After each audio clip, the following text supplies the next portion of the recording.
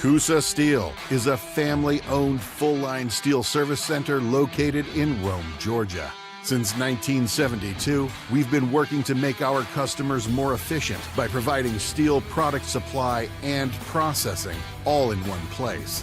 We are proud to provide a large range of products, including hot rolled and cold finished steel, stainless steel, galvanized steel, aluminum, and alloys. Our capabilities enable us to assemble and process steel orders within days, shortening your lead time.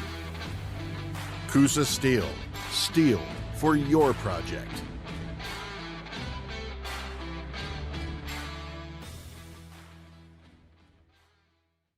Shop for your next car, truck, or SUV at Riverside Auto Group. Check out riversideautogroup.com today to browse their selection or visit with them in person at Riverside Chevrolet GMC in Rome, Riverside Toyota in Rome, and the all-new Riverside GMC Cadillac in Cartersville. Locally owned and operated by the Welburn family since 1974. That's Riverside Auto Group. Visit riversideautogroup.com. At Rome Orthopedic Center, we salute students, freshmen and seniors, athletes and artists, first stringers and choral singers, band majors and game changers. We hope you never need orthopedic care, but if you do, choose the only practice in the Rome area solely dedicated to the orthopedic needs of the students and families in our community. Rome Orthopedic Center. To make an appointment, call 706-292-0040.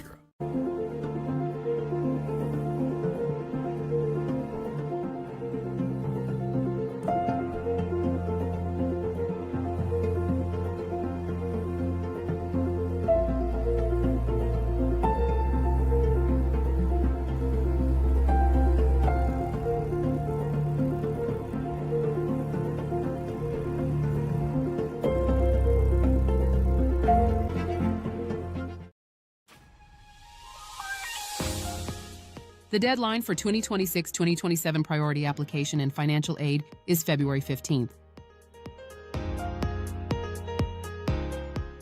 Schedule your private campus tour at www.darlingtonschool.org. Visit or by emailing admission at darlingtonschool.org.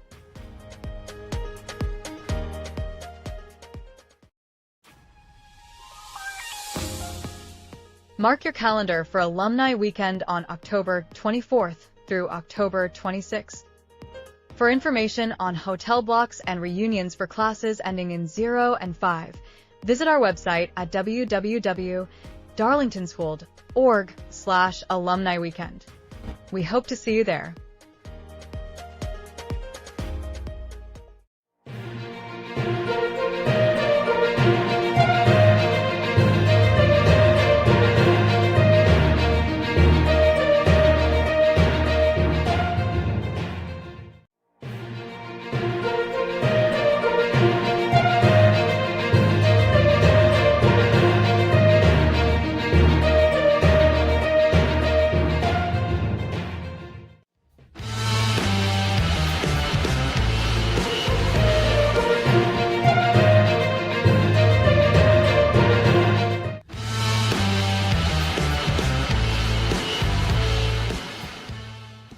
I like that introduction, the Midnight Riders, and of course, in that category also is Lynn Butler back at the studio who just gave us our introduction. It's been an interesting turnaround to get to this point, but we're about to have some more Darlington Tigers football, aren't we, Ian? We are. Not going to let them catch us, that's for sure. Midnight Riders are back, and we're hoping that the Tigers can close the deal. This game will kick off with 7:16 left in the second quarter, with Darlington kicking off to Mount Vernon. The last play before the lightning delay was a muffed extra point, or a muffed field goal attempt, actually, and Jace Donaldson scooped it up, went 87 yards to the house for a touchdown, and Darlington claimed a commanding 21-6 lead. So we're hoping the Tigers can keep it rolling today. We certainly are, and we welcome you into the broadcast, whether you're watching on the live video stream or perhaps on the radio today. We've got some morning and then maybe a little bit into afternoon football for you with the Darlington Tigers down here at Ron Hill Field at Mount Vernon School in Atlanta, Georgia. and we're super excited to be here today. It's going to be hot, but hopefully we're going to see a lot of fire here from this Darlington Tigers team. I think we are going to, and as Ian just referenced, they did get off to a hot start with the big plays yesterday in terms of the game. So I thought a good place for us to recap before we take our first break here in a couple of moments is to kind of recap the action that took place and talk about some of those big plays, Ian. Yeah, absolutely. I think we tallied it up, Matt, when we got back in the car last night. But Darlington only snapped the ball on offense 7 times through a quarter and a half of play, and that's because on their first drive, they won the toss, elected to receive, and on the second play, Levi Duggan took it to the house 78 yards on a scamper to give them a 7-0 lead. They got an interception by Miles Twyman on Mount Vernon's first drive. Well, one play later, Twyman took it to the house, 67 yards for a touchdown. Darlington was up 14-0 in the blink of an eye. On the ensuing Mount Vernon drive, they went 14 plays all the way down to the 9-yard line before fumbling. Darlington gave it right back to him on a fumble on the next play, and they were eventually able to punch that in, missing the extra point. It was 14-6 at that point. Mount Vernon had the ball again, drove the field. Darlington got a big 4th down stop at their 6-yard line, and Mount Vernon elected to kick a field goal. The snap got by the holder. Jace Donaldson used his explosive playmaking ability to scoop the ball and then put on the afterburners on an 87-yard touchdown return. And, again, that's where we left off. At 7:16, the siren sounded. They cleared the field. We stood out here in harm's way for a few hours, and then they told us, time to go home, boys. We're coming back at 11 o'clock tomorrow. And right now, Ian, as we edge towards kickoff, which is going to be at 11 o'clock, it is 80 degrees, but with the humidity, not a tremendous amount of wind. Thankfully, we do have a little bit of a breeze that helps a little bit, but it's 80 degrees, and the real feel, according to AccuWeather, is 97 degrees out here today. I believe it. And we're just getting started, so it's going to be pretty hot. But I guess the one good part of it is, as you mentioned, we've got 7 minutes and 16 seconds left in the first half of the game, so we're going to play a half and then a little over a half of a quarter in the game, so it should be a fairly quick game. We'll see what happens with that and then get everybody out of here, hopefully with a Darlington Tigers victory to go 1-0 to start the season. But we'll see. We've got a lot of football to play, 2 really good teams. It's going to be interesting to see what the momentum looks like in a reset like that, you know. Precisely. I mean, Darlington had all the momentum, and then they had to take a bus ride home, get back on the bus, and ride back down here today. How will they be able to recapture the fire that they were playing with last night, and what adjustments will Mount Vernon make? They were really struggling reading the option. Now, they did get a couple of stops. They stripped Miles on the third Darlington possession, and on the second, Darlington was kind of messing around with the play. Let the play clock get really low before they snapped the ball, and there looked to be some confusion, and they mishandled the exchange and had another turnover. So Mount Vernon was starting to slow the option attack a little bit, but it'll be interesting to see who the momentum slides to with this thing being postponed and then kicked off again the next morning. Well, that's a good place for us to take our first break. We're edging closer to kickoff. And part 2 of this epic first game of the season here in 2025, an interesting start to the year, 2 years in a row, no question about it, but we're glad to be here to bring you the game if you couldn't make it, whether you're listening on WLAQ or watching on the Darlington School YouTube stream produced by Northwest Georgia Media. The whole gang's back here again today. Let's try this again. We'll be back in 2.5 minutes.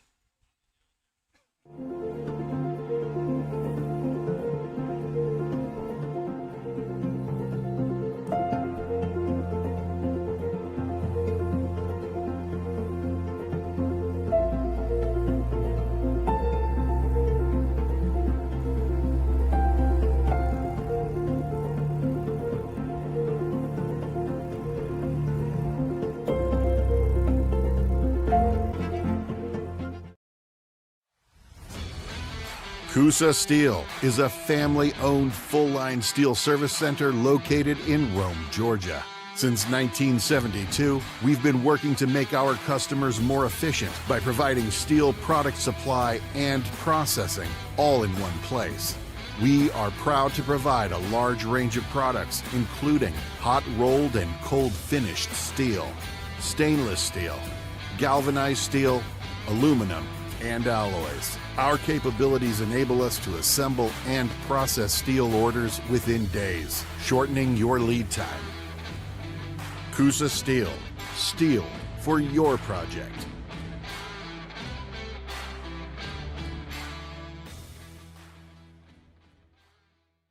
Shop for your next car, truck, or SUV at Riverside Auto Group. Check out riversideautogroup.com today to browse their selection or visit with them in person at Riverside Chevrolet GMC in Rome, Riverside Toyota in Rome, and the all-new Riverside GMC Cadillac in Cartersville. Locally owned and operated by the Welburn family since 1974. That's Riverside Auto Group. Visit riversideautogroup.com.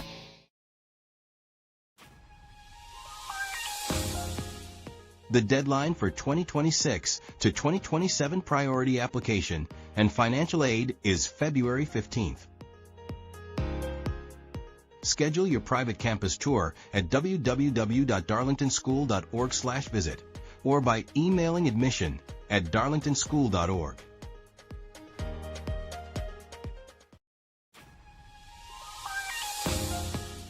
Mark your calendar for Alumni Weekend on October 24th through October 26th. For information on hotel blocks and reunions for classes ending in 0 and 5, visit our website. It's good right now.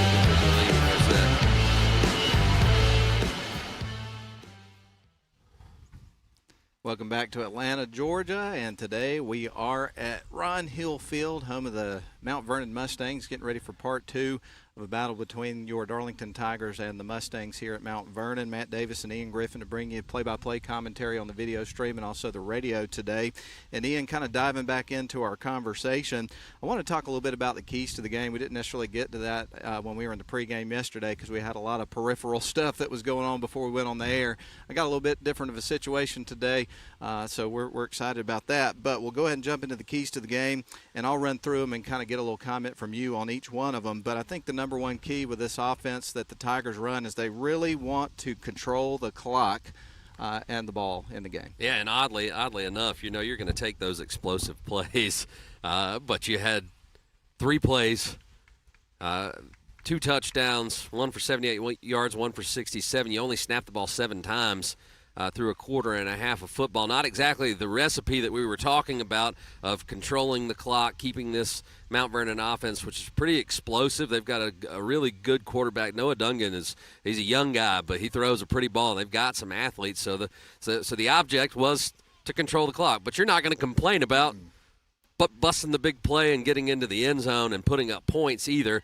So it'll be interesting. It was a little bit of back and forth. You had the explosive plays, then you had the turnovers. So Darlington will be a little bit more consistent with the offense today and try to keep this Mount Vernon squad off the field. Because the other thing about Mount Vernon, they throw the ball majority of the time, and the clock stops a lot. So this is a war of attrition, and Darlington will try to control the clock for sure. And here come your Darlington Tigers, of course, right now led by the Jolly Roger flag and then, of course, the American flag. And they are in a little bit different uni combos today. I know you like to talk about Ian, so we'll get back to the keys of the game, but tell us about the uniforms today. Yeah. Well, just one little switch. We've gone from the all whites to the purple breeches today, so it was a hot one last night. You want clean pants for the game, right? You want clean breeches for the game. There's right. No question about that. Right. Second key to the game, and we've already seen some of this in this game so far, and I think you expect to see that, especially in the early season games as you're trying to get cleaned up in terms of some mistakes and things of that nature. But both teams were a little bit loose with ball at times in the game, so you got to find a way to win that turnover battle. Right now, Darlington has the edge by 1. 3 turnovers from Mount Vernon. There was an interception. They had a fumble as well. 2 fumbles. One of them was a special teams error, but Darlington cashed that in for 6 points.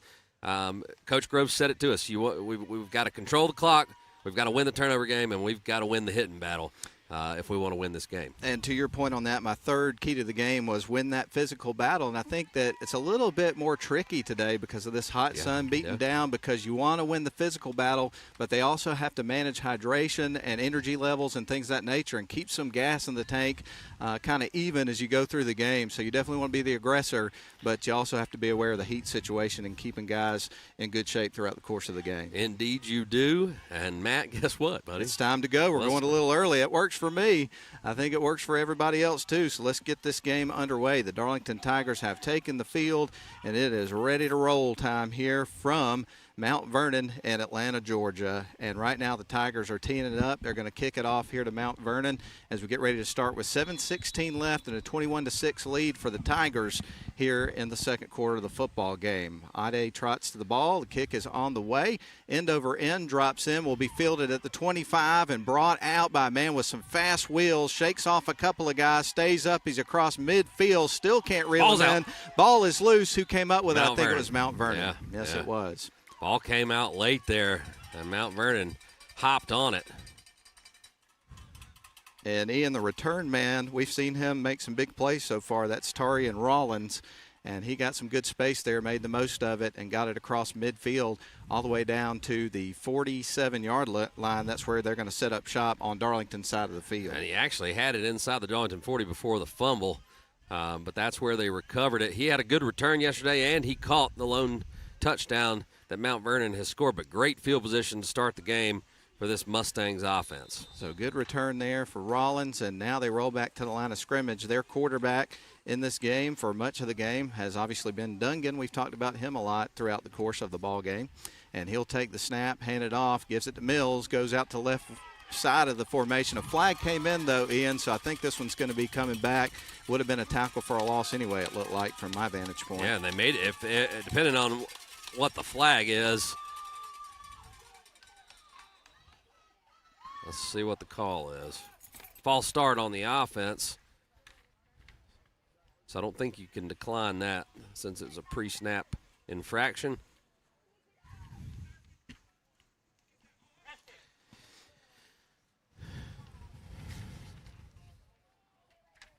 And so the Mustangs go back to line of scrimmage after taking a penalty. It'll remain first down, but they lost 5 yards there, so that's going to back them up, back across on their side of the field on the close to the 47-yard line, it looks like.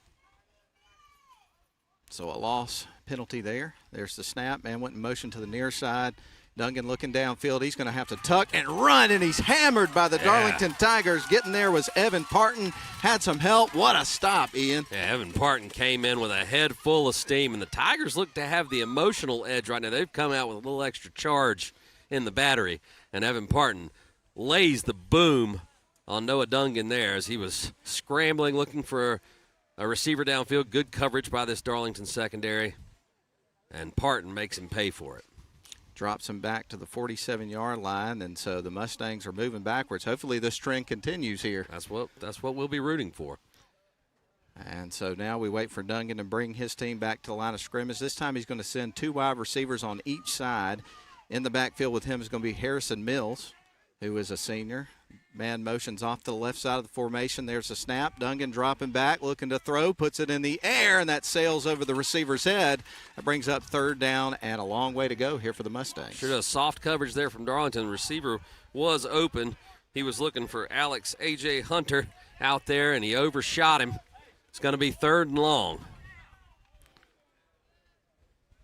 And so the Mustangs go back to the drawing board. We've got 5:59 left in the second quarter. Tigers lead at 21-6. Just resumed here just a little bit before 11 o'clock. Everybody ready to get this game in and move forward. Going to be a 3 wide receiver set on the far side. So trips on the far side, 1 receiver on the near side. Dungan motions a man over to the other side of the formation, lines up in the slot on that side.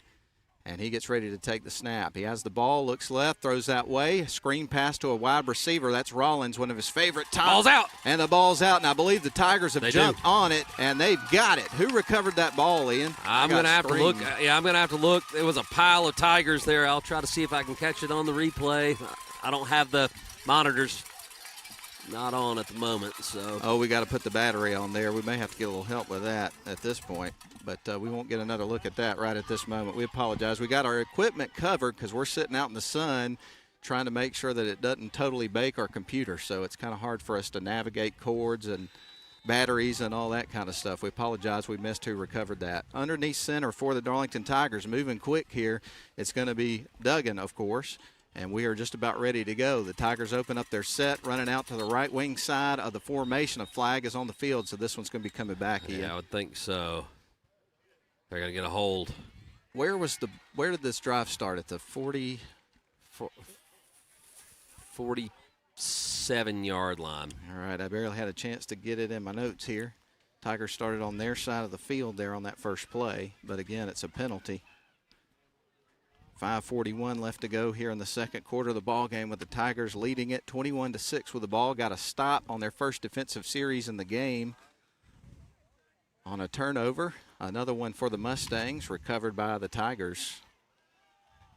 Ian pulling double duty over here trying to get this battery. We need to see if we can get, well, we don't have anybody extra over there. I'll do it during the break. But nonetheless, Tigers at the line of scrimmage, backed up by that penalty a pretty darn good bit there. Under center is going to be Levi Duggan. And he takes the snap, and the Tigers are on their way to the right side of the formation. And that was a good run there by number 44, Crawford Pettit. Yep. Went with the dive play, and Pettit busted it out wide. Got him back to around the 46-yard line, so got most of those penalty yards back there on that play, but still with a little bit of work to do. I'm trying to get creative with my paperweights because my papers are wanting to blow away here. All right, quarterback rolls under center, base formation in this option offense here for the Tigers. They've got a 2nd down and 11 coming up here. Duggan takes the snap, turns, going to hand it off, cuts back towards the near side, and he's going to be clogged up in the middle of the formation. That was the first carry of the game for Bo Powers. Didn't really have a lot of room to run there up the middle. No, they went with the trap play, and it was well defended, and that puts Darlington in 3rd and long, which is not where you want to be in the triple option. We'll see if they risk a pass or if they keep it on the ground here and see if they can pop a run. So 3rd and 11. Here for the Tigers. They've got the ball on their side of the field. Looks like they're at about the 46-yard line. Going to send a couple of wide receivers to the far side, one on the near, and quarterback under center. Duggan takes the snap, rolls out looking to pass, throws a screen, tries to get it to Donaldson, bounces up to him, and so that's going to fall incomplete and bringing up 4th down, so they'll have to punt this ball. Yeah, Duggan was absolutely leveled there trying to throw the screen back to Donaldson. It was well defended by the Mustangs defense, and it's going to be a 3-and-out. And Darlington will punt the ball away. Started with the penalty, got him back behind the chains. And when you're running this triple option, you want to stay ahead of the chains. Wasn't in the making for this first possession here of the newly minted second quarter, that is, for the Darlington Tigers. Very interesting times, no question about that. Trey Moore on to punt here for the Darlington Tigers. And this is the first punt that we've seen in this football game. It sure is. Man checking into the game is going to be Crawford Pettit for the Tigers. Goes to the line of scrimmage. And we wait on the snap. There it is. Moore's got the ball. Puts a little bit of air under it. Drops in. And that is going to go into the hands of Rollins. And he is hit immediately. Boy. Almost escaped there, Ian. Yeah. Yeah, I really he's so talented. I think you just want to kick away from him the rest of this game. Don't give that guy the opportunity to make a play if you don't have to. He can get away from you in a hurry, and if he does, you can kiss him goodbye. But thankfully the Tigers were able to reel him in right before he squeaked out, and not a big return there. So they're going to have the ball set up just shy of the 24-yard line on their side of the field, talking about the Mustangs. So the Mustangs offense back out on the field, so both teams failed to score on their first possessions here of this reset game. 4:33 left to go in the first half. Darlington leads at 21-6. Shotgun formation for Duggan. Duggan sends a wide receiver to the near side. He's got one on the far side. There's the snap. Going to put it in the air, a short pass, and bringing down Rollins. I believe that was Jace Donaldson who was right on top of him right out of the gate, Ian. Yeah, absolutely. They're looking to get the ball out quick, and great pursuit there from Donaldson. They did get a gain of about 4 or 5 yards.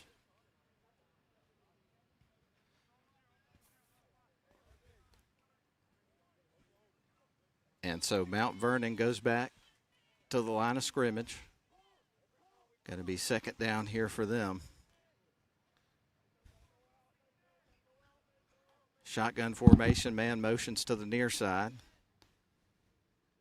And that's going to be Rollins, his favorite target, no question about it. And we understand why. They're going to him. That's going to be a pass up the middle. He catches it and is reeled in right across midfield. So a big play there in 1st down.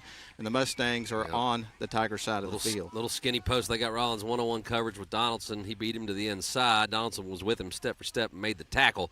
but not until he was a good 20 yards downfield. So the Mustangs are on the move here on their second possession since the restart. And I understand that on the radio end of things, we're on the AM, not the FM. So if anybody's listening that has our engineer's number, that would be the phone call that we would want to make, because there is not anything I can do about it right at the moment. So if we can get in touch with the engineer and see if he can handle that for us. Snap. There is Dungan with the football, is going to tuck it and run it, and he's going to be brought down after a little bit of a pickup. Pretty good run there for the quarterback. Yeah, he'll pick up about 3 yards on the carry.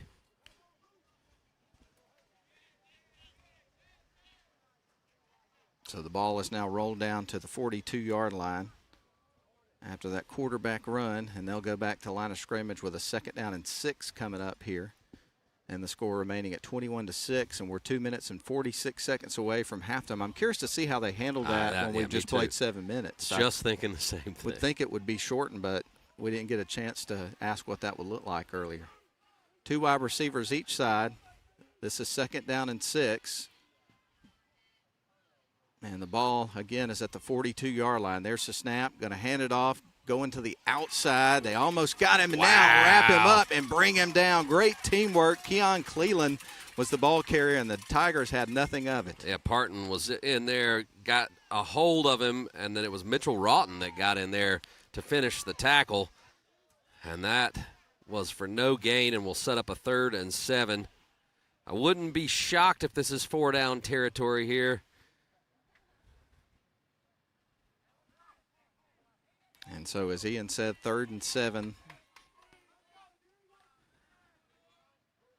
Mount Vernon getting ready to take the snap. 3 wide receiver set, dropping back, looking to throw. Pretty good ball, and it goes right off the numbers of the wide receiver. Pretty hard pass, but should have been able to catch that. Yeah. And it's incomplete. Ball was on the money.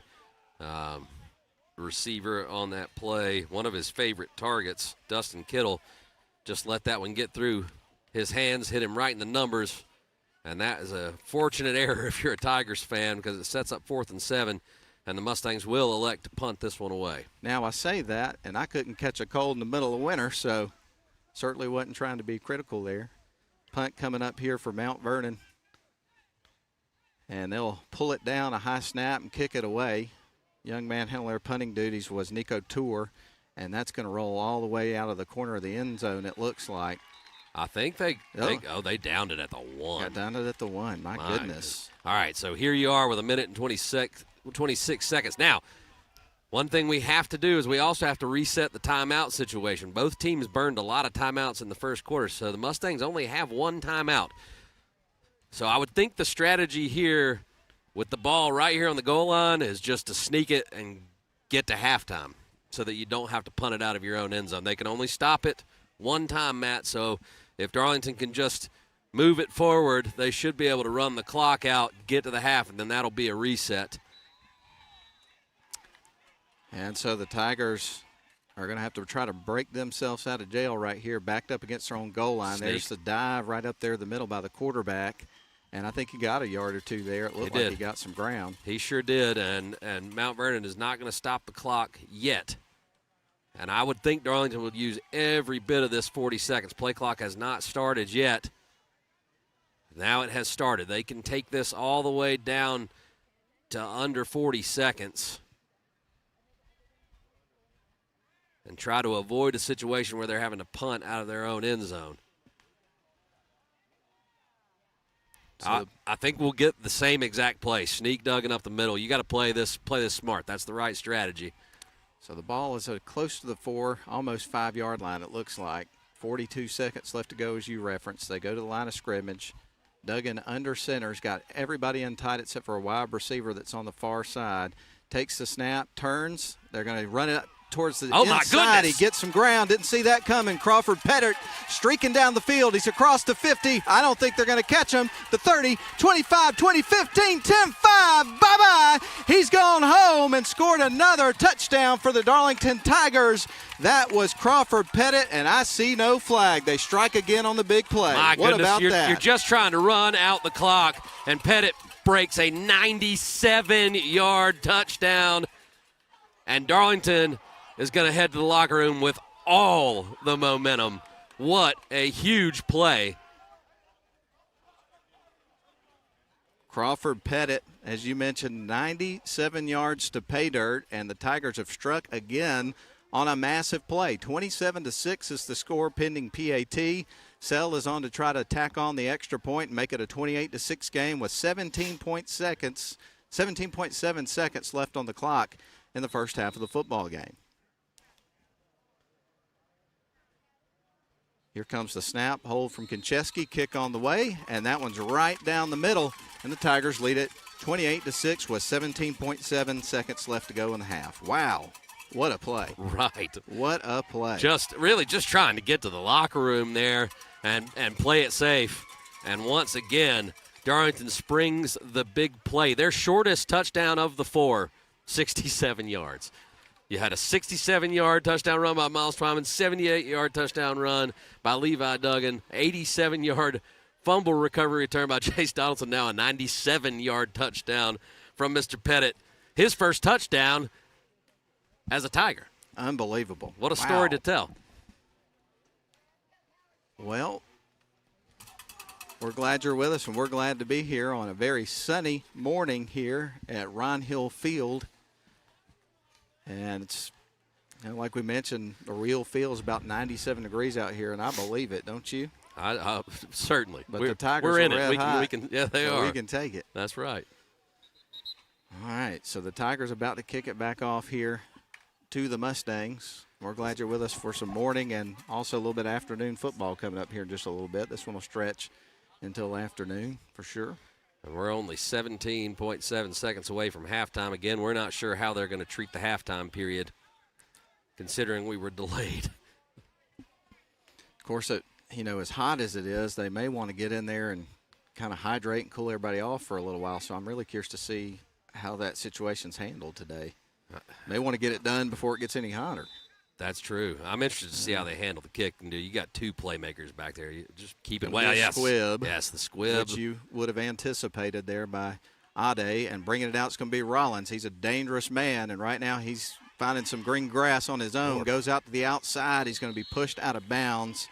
And that was Brooke Temple getting to him. He might be better off just kicking it out of bounds, letting him spot the ball. I know. He has really caused problems in the return game, but only 8.9 seconds left in the quarter. Or try the onside, Got to do something for sure. And so he was able to stretch that return all the way down to the 46-yard line before Temple got to him and knocked him out of bounds, thankfully. And so they will set up on their own side of the field with only 8.9 seconds left to work. So let's see what they dial up here, trailing 28-6 to your Darlington Tigers. You got to think they're going to take a shot. Might as well from this point on the field. 4 wide receivers, 2 on each side. Dungan drops back, looking to throw. He's going to tuck and run the ball, and he's knocked over at the 50. My goodness. And that is going to bring it down to the 2.1 second mark as they take a timeout, and we'll get one more play before we go to the locker room here. Yeah, Cooper Norris and Bryson Jones lowered the boom that time. We're going to keep it right here from this timeout. Have plenty of those coming up. We presume at halftime. We're not really sure what to expect. Yeah, we don't know what to expect, so we'll know shortly. Do want to let you know we got some Braves baseball coming up for you today. The Braves have been on a little bit of a hot streak this week. About time. It's about time, but it's too late, unfortunately. Yeah. But, boy, the injury bug has really hit the Braves throughout the season. I know at one point I saw a graphic where they didn't have a single one of the starting pitchers that started at the beginning of the season. They were all on the 60-day injured list. So it's been one of those kind of years. Yeah. I mean, there's more to it than that, but that's definitely one of the key pieces of the pie of why they've struggled so much this year is the injuries. Indeed. But we'll get started at 5:55 with the pregame for that and 7:10 first pitch if you want to listen to some Braves baseball on the radio. Nothing like baseball on the radio, except for Tigers football. On a Saturday morning. On a Saturday, ain't nothing like a Tiger on a Saturday morning or a Friday night or whenever they're on the field, right? All right. Dungan is ready to take the snap here with 2.1 seconds left to go with 2 wide receivers on the near side, a couple stacked up on the far side. He'll drop back, looking to throw. Got company in the backfield. Hold. There is a flag that comes in on the hold, and that should should do it. That's the end of the first half. The Tigers are going to lead it at the end of the first half, 28-6. And we're glad you're with us on the Darlington Tigers radio and television network. We are so glad to be here. We're going to send it back to the studio for a 3-minute timeout, and we'll be back with our halftime show. That's right. We'll be back.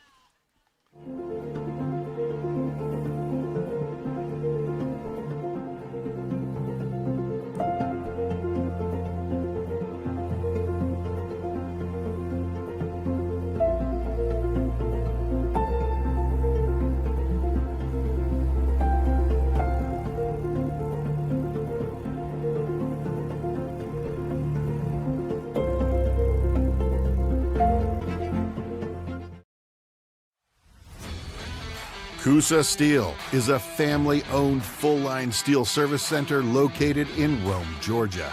Since 1972, we've been working to make our customers more efficient by providing steel product supply and processing all in one place. We are proud to provide a large range of products, including hot-rolled and cold-finished steel, stainless steel, galvanized steel, aluminum, and alloys. Our capabilities enable us to assemble and process steel orders within days, shortening your lead time. CUSA Steel. Steel for your project.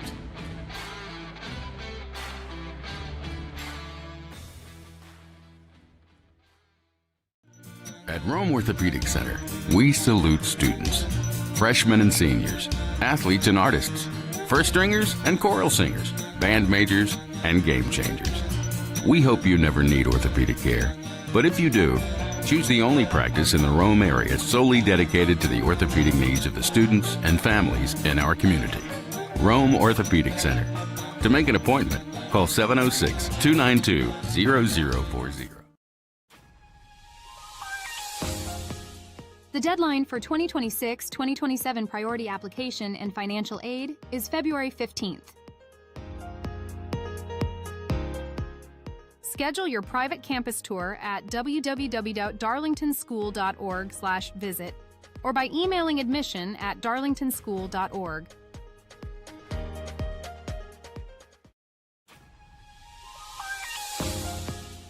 Mark your calendar for Alumni Weekend on October 24th through October 26th. For information on hotel blocks and reunions for classes ending in 0 and 5, visit our website at www.darlingtonschool.org/alumni weekend. We hope to see you there.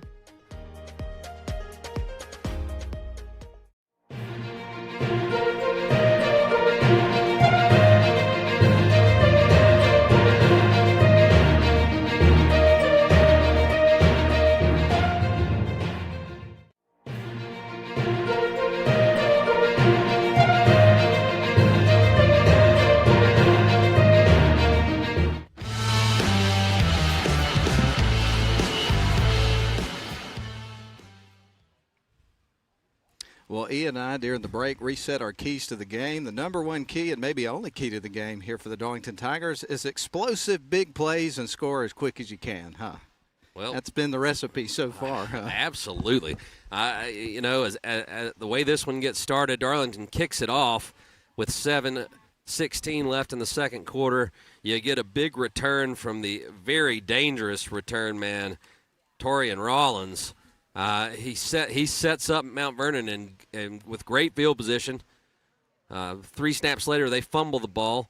Darlington goes 3 and out on their next possession, punts it back. Rollins once again gets a good return, but Darlington able to force the punt, and it was a fantastic punt. Took a Mustang bounce and went out in the coffin corner right at the 1-yard line with about a minute and 30 seconds left. Darlington sneaks the ball on one play, and you think at that point they're just playing strategy. They just need to get to the locker room without having to kick it out of their own end zone. But on the next play, they go with the dive, and it's Crawford Pettit who breaks it and goes 97 yards for the touchdown. Darlington only had to endure 2 Mustang plays on the next drive before time expired, and they went off to the locker room. But the Tigers have tacked 7 onto their lead and are up 28-6 here on the road at Ron Hill Field. Well, we may be reviewing for some people, but typically when we're doing one of these broadcasts at halftime, we review scores from around the area. Obviously, most games were completed last night around our area, so I thought maybe for review for people tuning in or people who just hadn't heard last night, maybe we could look at some scores and talk about some of the games that took place aside from the one that we were at, which obviously is not complete yet. By the way, the Tigers lead at 28-6 with 15 minutes left on the clock here in our halftime period.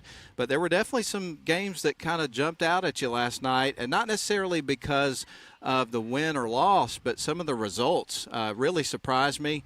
And some of them, just turned into kind of routes. And some of them, one team had a big lead and then relinquished that as the game went on and ended up losing by a pretty decent margin. So there were really some wild games that took place last night, I thought, for week one. Yeah, and let's start with the biggest shocker of them all, the Rockmart-Cedartown game, a rivalry game. Game was at Cedartown. Rockmart, look, we know Rockmart might have to reload every season, but that's where Coach Parsons has got that program. They may replace a bunch of skill players every year, but they seem to be – the proof's in the pudding. They've won 8 straight region championships. But they were replacing a lot of skill players. Cedartown, it's a new era over there with Tommy Atha at the helm. I heard they lost some key players early in that ball game, and it might have been one of those really bad injuries that took the air out of the stadium. That was the report that I got. That was early in the game. Yeah, early in the game, and just kind of deflated them. But still a shocking score, 56-7. Rockmart won that ball game. Absolutely, and of course another one that jumps off the page is Rome and Creekside playing in the Corky Kell Classic. Rome jumped to like a 20-0 lead, or 21-0 in the beginning of the game. They had a 3-score lead any way you look at it, and then ended up losing that game. So, I'm not exactly sure what happened there, but that Creekside team must be extremely good. Yeah, absolutely. In other local action, Model traveled to the Furnace, and in what has been a traditionally close series, Sonoraville had the upper hand yesterday. They won that game 42-20. And then a young Tryon Bulldogs team in one of the oldest rivalries to our knowledge in Georgia, Tryon and Gordon Lee. Tryon has had the overwhelming advantage in that series, but Tryon, replacing 18 seniors from last year's squad, kept it close. 23-12 was the final. Gordon Lee got the win. And then over in Lindale, Pepperell jumped out to an early lead, but that was a close game from start to finish in the House of Dragons battle between Pickens and Pepperell. It was Pickens who edged the Pepperell Dragons 28-20. So Pepperell came close but couldn't get the W. Gordon Central got a win at home, 27-14 over Southeast Whitfield. And Chattooga went up the road to Lafayette to take on the Ramblers. They were shut out 25-0 in that ball game. Adairsville traveled to a larger school in Allatoona, and Allatoona, the Buccaneers, took care of business and won that game 42-6. Calhoun at the Reeve got a win over Creekview 28-3, so the state champions get off to a great start. And then Cartersville went on the road against Columbia and won 44-0. All right, thank you for that update, Ian. And we're going to wait to take a break here for a couple of minutes because our board operator just notified me that he went to get a drink of water, so we're going to have to keep it right here. We do want to let you know what's next on the list for this Darlington Tigers football team. Of course, they're going to be road warriors at the first couple of weeks of the season. We've been hitting 75 2 days in a row. We're going to do it again coming up next week, and the Tigers are going to go down 75 and take on the North Cobb Christian Eagles. And we're talking about an Eagles team that last year, Ian, was an 11-2 squad that finished the season in the semifinals. So I don't know what they have coming back for this year, but they've been pretty good for the last decade or so. So that's going to potentially be another tough test here for the Darlington Tigers, which I really think right out of the gates you kind of like to have because you get a measuring stick there, kind of where you are, things you need to work on, things of that nature. And so far, we've seen this Tigers team throughout the first 2 quarters of this game really rise to the occasion, which has been really exciting to see. Yeah, absolutely. And going on the road, testing your mettle against really good competition is only going to make you better when you get into region play and hopefully later in the season into the playoff. That's exactly right. Well, we do want to remind our listeners and viewers of our programming that we have, because our coverage of Darlington Tigers does not start on Friday nights. It actually begins on Wednesday evenings, because we've got the Coach Grove show that we do on the WLAQ YouTube channel, WLAQ Radio YouTube channel, and then also the Facebook Live feed that we have from our social media and WLAQ. So if you would, make sure that you like, subscribe, follow, whatever the current term is for what people do. When you make sure that you keep up with what's going on with the social media. I'm starting to kind of lose track with all the TikTok and Instagram and all this kind of stuff. I'm 46 years old. You I'm called getting it longer in TikTok the and tooth. Instagram. I love it. Middle age is kicking in hard over here. So help me out with that. But you get the picture. We want you to follow. That way you can keep up with all things Tigers. And Ian and I have the opportunity to interview Coach Groves each and every week on his show.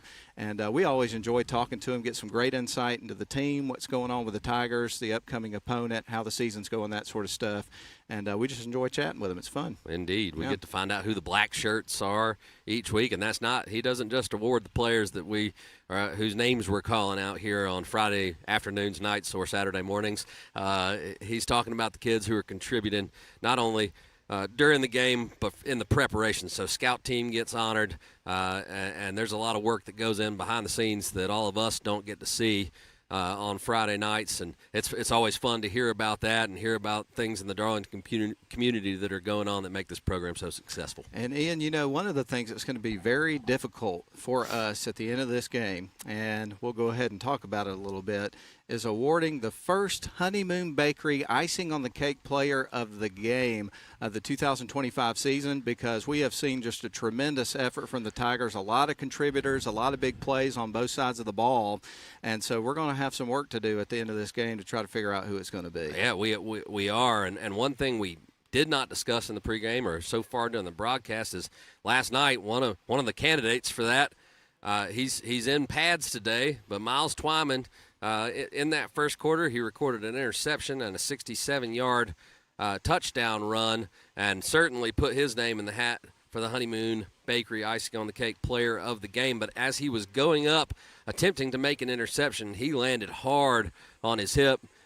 We did get word that is just a hip contusion, and he is dressed and on the sidelines. We've yet to see him get out there on the field and play today, which is, with a lead like this right now, why would you want to risk any further injury? But Miles Twyman certainly in the mix for that one. Jace Donaldson had a huge return. Levi Duggan, the sophomore starting quarterback, we wondered how would he handle, being out there with live bullets being fired. So far he's performed very well, has a 78 touchdown run.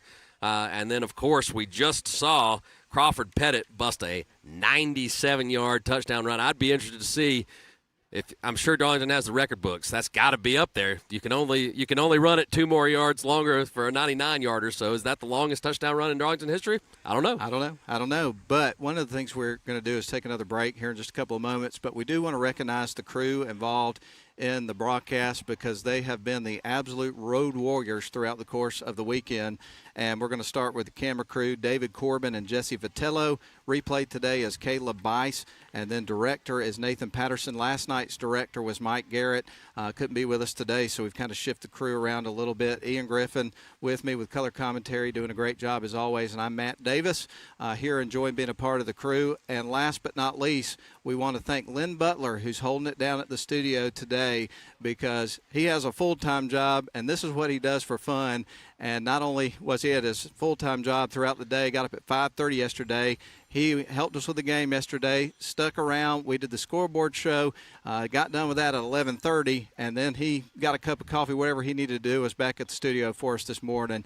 And so he is the ultimate dependable guy back at the station, and we couldn't do it without him. So thank you so much, Lynn. We appreciate you wanting to be a part of what we do at WLAQ. So thank you all, and we're going to go ahead and take another break. Did you have something you wanted to add before we go to the break? I think I might have some information that I'll gather during the break. All right, so update on that coming up, but right now we need to take another breather. We've got 6 minutes and 24 seconds left of the halftime. Tigers on top right now, 28-6, hoping to keep it that way, and we will be back in 3 minutes.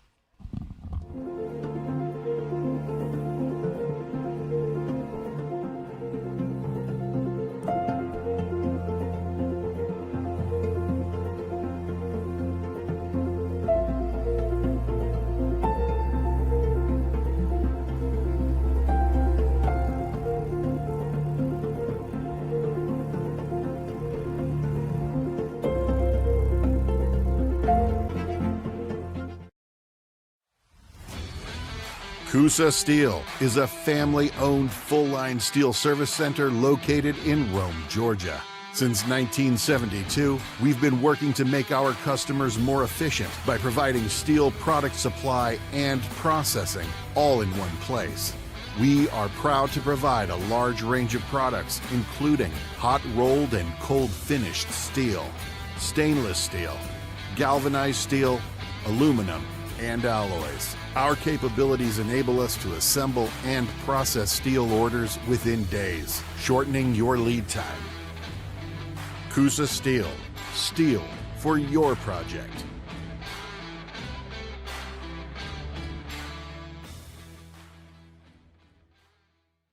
Shop for your next car, truck, or SUV at Riverside Auto Group. Check out riversideautogroup.com today to browse their selection or visit with them in person at Riverside Chevrolet GMC in Rome, Riverside Toyota in Rome, and the all-new Riverside GMC Cadillac in Cartersville. Locally owned and operated by the Welburn family since 1974. That's Riverside Auto Group. Visit riversideautogroup.com.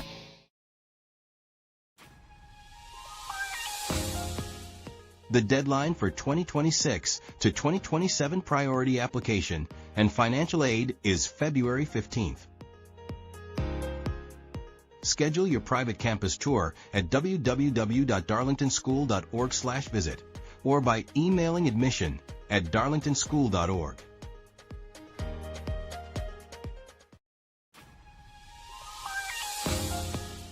Mark your calendar for Alumni Weekend on October 24th through October 26th. For information on hotel blocks and reunions for classes ending in 0 and 5, visit our website at www.darlingtonschool.org/alumni weekend. We hope to see you there.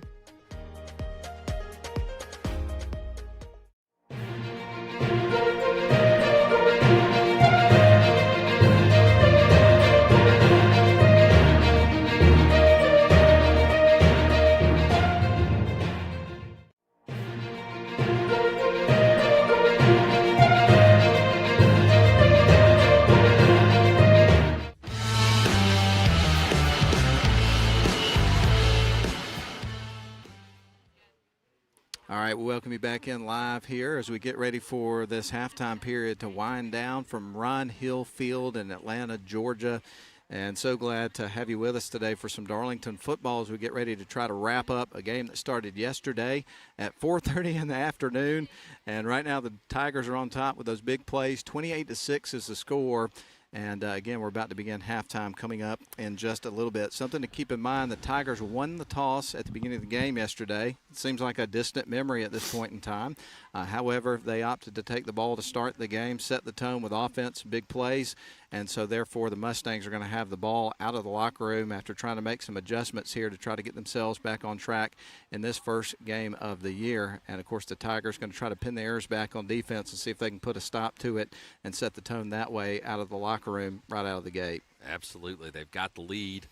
You don't want to get overly cautious. Keep doing what you're doing. They've been popping the big play on defense. It's been the Tarian Rollins show for the Mustangs on this kickoff. They attempted the squib last time. It still found its way into his hands, so we'll see how they adjust on special teams to avoid the big returns.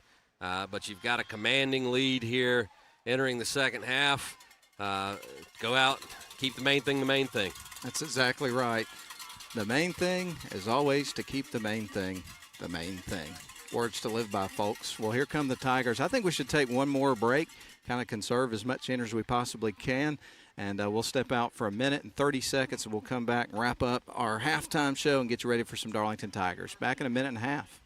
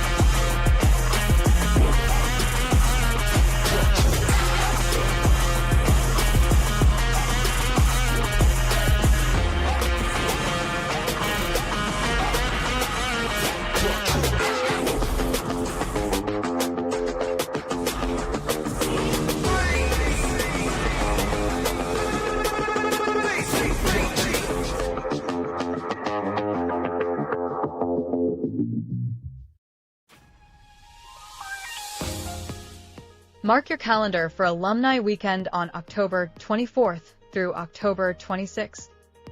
For information on hotel blocks and reunions for classes ending in 0 and 5, visit our website at www.darlingtonschool.org/alumni weekend.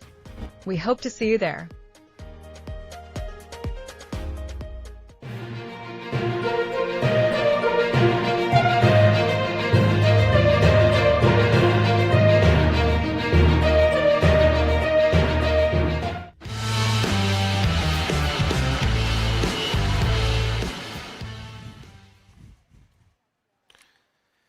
Well, the halftime period has expired here from Ron Hill Field, and obviously now there will be the 3-minute mandatory warm-up period here for each team as they get stretched out and ready to roll here in this second half, which has taken a very long time to get to because of the stoppage play we had last night because of the lightning, and that's been something that these two teams have had to deal with for the second year in a row. It's been really interesting to see that take place, but don't see any clouds in the sky right now. Don't want to jinx it, but it looks like we'll probably get this thing in today.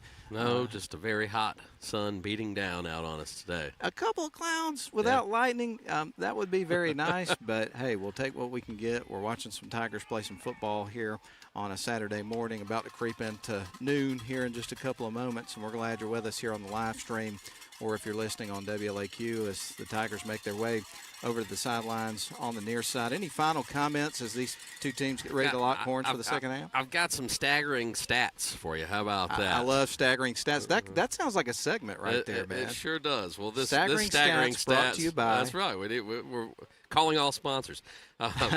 So the Tigers only totaled 12 snaps in the first half, now that the first half is finally complete. 12 snaps. 3 of those snaps went for 242 yards, which is 80.6 yards per carry on those 3. All right? There were 12 snaps total. The Tigers gained a few more yards. I don't have the exact totals here, but if they didn't gain another yard on those 12 snaps, they averaged 20 yards per carry. So right now, we talk about the big play being the factor in this game. There have been 4 of them, 4 touchdowns. Darlington leads 28-6. 28-6, and we got about 1 minute left of this warm-up period, and then we're going to be ready to roll. And again, Braves baseball coming up for you later on this afternoon and evening on WLAQ. If you want to tune that in, we'll have it again tomorrow. Braves will have a day game tomorrow against the Guardians as they wrap up that series. 1:40 first pitch, 12:25 p.m. from the Braves Radio Network. Otherwise, on the radio end this weekend, we're going to have Infinity Sports Network, so you can get all the hot takes on what's coming up in the college football season, which starts in just a couple of weeks, and then also NFL, which is right behind it. I know they're having the preseason games and all that kind of stuff. One was in Atlanta last night, but the Tigers are ready to tee this up and kick it away to the Mustangs. It's time to start our second half of football. And to kick it away is going to be Ade Desalu. And just about ready for toe to meet leather. They had something to work out with the clock there. It started a little bit prematurely there, but they've got that sorted out. There's the whistle, and it is time to roll for the second half. Trots the ball, toe meets leather, and that'll be a low-flying end-over-end kick. That's going to drop, take a bounce. It's going to be brought out by the usual suspect, Rollins, who creeps through the line of scrimmage, finds a big room to run, and gets out to about the 46-yard line. Wow, this guy is an absolute monster in the return game. The average starting field position for the Mustangs has been very advantageous, and that's all thanks to Torian Rollins. And, you know, you hate to give up those big returns, but you almost feel blessed that he didn't take it to the house just about every time he touches the ball. He is so dangerous. Well, they've gone to the squib, but they're letting it play through into Rollins' hands, so he's still fielding it and able to make plays. Has consistently averaged well over 40 yards a return. So the Mustangs offense trots out onto the field. They'll get the first drive here of the second half, trailing at home 28-6 to the Darlington Tigers, visiting here today on a hot afternoon. And they are going to line up. Who's going to take the snap here? It looks like we're going to see Mills take the snap on this play in. He'll have 2 backs, 1 on each side, sends a man in motion to the left side. Mills is going to run the football, and he is going to be dropped rather quickly at the line of scrimmage. If he got anything, it might just be a yard or maybe 2. And yesterday when they went to the Wildcat, it gave the Tigers some problems. So we talked about what adjustments will the coaching staffs make, and since they've had the break to go home and say, hey, this is what we need to do to stop it. Well, this has been one of the things I've really noticed. The Tigers have been much more sound with their run defense since the restart. And so the Mustangs back to the line of scrimmage. We'll call it a 1-yard gain, but I don't think it was quite that much. Now the ball is at the 46. I think it was no gain. At first it looked like they were going to spot it a little bit further along, but then they moved it back. So quarterback's going to drop back. It's going to be Mills again here for this play. He's going to have a man in the backfield with him. That's Maxwell. There's the snap. Fakes it to him. He's going to run it up the middle. And this time he finds a little bit more, ekes out 2 yards, but the defense really stood tall there, Ian. Yeah, they did. Sound defense up the middle here by the Darlington Tigers, and that'll set up a third down, and they'll bring back Noah Dungan in at quarterback. Also in for this package is going to be Keon Cleland, who is one of the best athletes on the football team. Of course, the name that we've been calling the most, as you pointed out, was Rollins. Going to have 2 wide receivers on the near side, a couple on the far side. Shotgun formation for the starting quarterback, Noah Dungan, the freshman. Man motions off to the left side. We got a flag. Yeah, center move to the ball, and that's going to be a false start. That's going to back the Mustangs up another 5 yards. So a snap infraction there. So they'll march off the penalty yards, and that is going to back them all the way up to the 42-yard line. So a loss of 5. And tell you what, our vantage point today, much better. You can see the field. Yeah. That helps when you're trying to call a football game. It certainly does. And we're also around the friendly folks, the fans of the Darlington Tigers, who have been super nice to us and kind of helped us get situated and whatnot. But a couple of wide receivers on the far side, 2 on the near side. Man motions from right to left. Quarterback going to put it in the air. Nope, he's going to have to tuck it and run. Fields it, is going to kick the ball away. And that is going to be fielded by the Darlington Tigers. Jace Donaldson cuts towards the far side of the field, got spun around and out of bounds. So not a lot of space for him to go on that return. The coverage was darn good there for the Mustangs. Yeah, but a good job there by Donaldson of getting up there, fielding the punt, not allowing it to bounce, and getting the Tigers as good of starting field position as possible for this next drive. Their first of the second half. So the Tigers are going to start at what looks like from this angle, I'm going to call that the 24. As best I can see it, it's on that far hash. So they will line up in base formation. I got a sweat bee flying around me. Can avoid that. Everybody in tight. There's the snap. And they're going to run it to the right side, and being brought down is going to be Levi Duggan. Picks up a good chunk of yards there on that first down play, though. Yes, he did. Duggan pulled the ball and went off tackle. Got a nice pickup. Got close to 6 yards, I believe, on that play. Yeah, good run. Got it out just across the 30-yard line. So the Tigers will go back to the drawing board here with a 2nd and 4 coming up. And they won't be in a hurry to snap the football. You've got a commanding 22-point lead here. Ball control, and you can take this thing to the house. If you can grind out a few drives, pick up first down, stay ahead of the chains. Make it worth the 2 trips down here in 24 hours for sure, and that's certainly the goal, no question about it, whatever it takes. Wide receiver on each side, Duggan under center, getting ready to take the snap. And man motions off to the right wing side, and they're going to run it up the middle with that B-back dive. That was Crawford Pettit, who's had a big game and comes up with a big first down run there. Yeah, he's over 100 yards. You know, when you get 97 on one, it's pretty easy to get yourself over the century mark. He came up a little bit gimpy there, hobbling off the field. And with that ball spotted at the 41-yard line, that was an 11-yard run there for Pettit. Good hard run up the middle. Coming out onto the field for the Tigers is going to be Jayton Mazzo. Jayton Mazzo. Jayton Mazzo. Yep.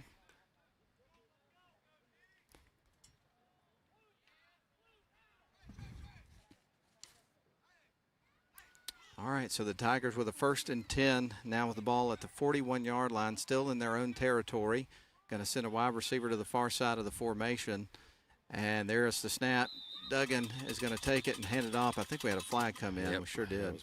Bo Powers out there getting the pitch, but I think we had a false start before the ball was snapped. And that'll back the Tigers up. Darlington Tigers football for you on WLAQ and also the Darlington School live stream produced by Northwest Georgia Media here on a Saturday. And a lot of football in the coming days. We're just getting started with the 2025 campaign, and the way things are going in this game, we've got a lot of fun things to look forward to watching this Tigers team. They've looked really good yesterday and today. Yeah, and I think that was actually offsides on the defense there. Dead ball because they moved the Tigers up 5 yards, and it's still first down. So that moves them down to the 46-yard line, as you mentioned, after they tacked in today. Yeah, and I think that was actually offsides on the defense there. Dead ball because they moved the Tigers, and it's still first down. Moves them down. As they roll up to the line of scrimmage, Duggan's going to be. And here is the snap. Again. And he's going to be tackled for a loss. And they've done a good job defending that trap play. A lot of pre-snap motion that goes into that, getting those eyeballs moving elsewhere, hoping you can spring one up the middle, but the Mustangs defense stayed sound there. Not a huge loss. That backed him up to about the 45, so he lost a yard, maybe two on that play. So this is going to be 2nd down and 6 here for the Tigers.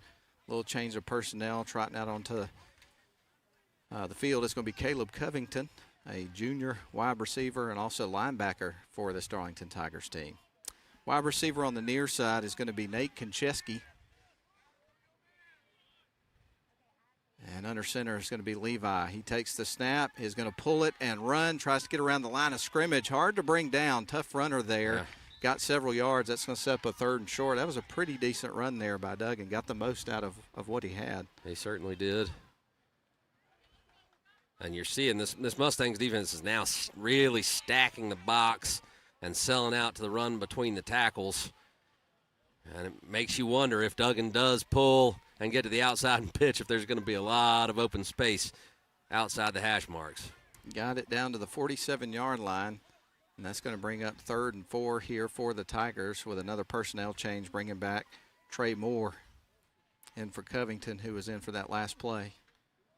They will roll up under center here for this big 3rd down coming up for the Tigers, trying to extend this drive. Duggan under center, ready to take the snap. There it is. He is going to hand it off. They try to go up the middle, but the middle is clogged, and the Tigers are going to be stuffed right away at the line of scrimmage, so it looks like they'll have to punt here. And that was Matthias Sell that got the carry there at the B-back position. And it'll set up a 4th down, and I think we'll see the punting unit trot out, but Darlington melts several minutes off the clock there, able to pick up 1 first down. That was their longest drive of the game. So the Tigers maintain their 28-6 lead here with 4:19 left to go in the clock ticking here in the 3rd quarter of the football game. We will see Trey Moore on the punt here for the Tigers. So both teams right out of the locker room punt on their first possession of the football game.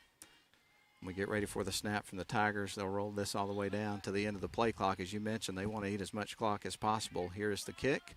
That is going to be end over end, drops in, takes a bounce, and the Tigers are going to down that right around the 26-yard line. So all in all, a good punt there. Yeah, a little English on that one with the back spin, but more importantly, no return, and you kept it out of the very capable hands of Mr. Rawlings, who has caused all kinds of problems in the return game. And, you know, the Darlington Tigers here in this game, I mean, you've obviously had a lot of adversity right out of the gate in terms of the start of the regular season, but this team has got some experience on it. I know in some aspects they're kind of young. They've got a really big junior class on the team and a lot of freshmen and a very experienced and mature senior class as well. They've handled the adversity extremely well. They have. Still a ways to go to finish this thing out. 100%. Now the Mustangs take over, and there's a little screen pass that they're going to get into the hands of Keon Cleland, and he's going to be brought down after a pretty decent gain. He got about 5 yards on that play. Yeah, that was last night, the screen game giving Darlington some problems. That time Trey Moore sniffed it out, and they got a little bit of a gain, but that was well contained. And so they get it out to the 32-yard line, and that is going to bring up second down and about a long 4 to go. Shotgun formation, 4 wide set. Dungan puts it in the air, connects with the receiver. He looked dialed in on that pass to Ethan Siggers, and he gets it out across the 40, so that's going to be a first down. And that's the first time that the Mustangs have moved the chains in the second half. And, you know, with this quarterback that they have here for this Mount Vernon team, he's a freshman this year, and there's been some times where he's made some really good throws and shown some flashes. He's going to develop into a really good player. Oh, absolutely. Young guy.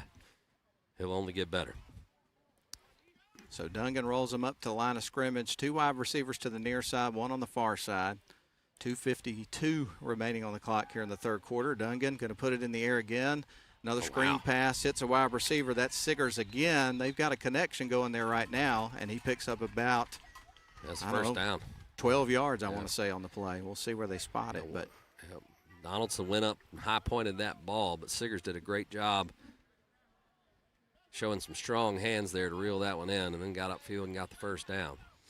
So they got that one right at midfield. So the Mustangs on the move started this drive at their own 26-yard line, so they've already gained 24 yards on this particular drive on a few plays.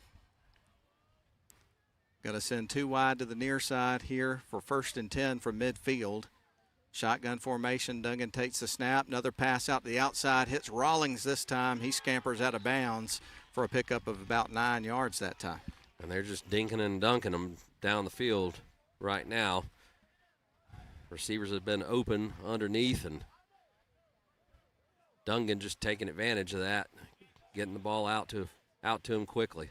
Got that one down to the 41-yard line, so a 9-yard gain on the pass play. As you mentioned, short passes but effective and moving the ball downfield. 2:34 left to go, and they go back to the line of scrimmage in the gun. Going to have 2 wide receivers to the near side, 1 on the far. There's the snap. Dungan drops back, looking to throw again, this time to the near side, and that's incomplete. They've been favoring the left side. They come back the other way, and it's going to be an incomplete pass. Yeah, that time, I don't know if it was a miscommunication. Good coverage for sure, but he threw that one about 5 yards outside of where his receiver had come back on the curl route. Well, I don't think I'm going to check the temperature anymore, because once I look, it's hot. all 97 degrees on the real feel. Yeah. It's like, all right, we won't look at that. I don't like the mental implications of knowing what that is. We're just kind of, yeah, Ade jumped into the neutral zone there. And look, that's just a little added enthusiasm there. He was ready to pounce, but unfortunately it's going to cost a few yards. But you love the grit and enthusiasm you're getting, but sometimes you got to find a way to kind of reel that back in. Got a little excited there.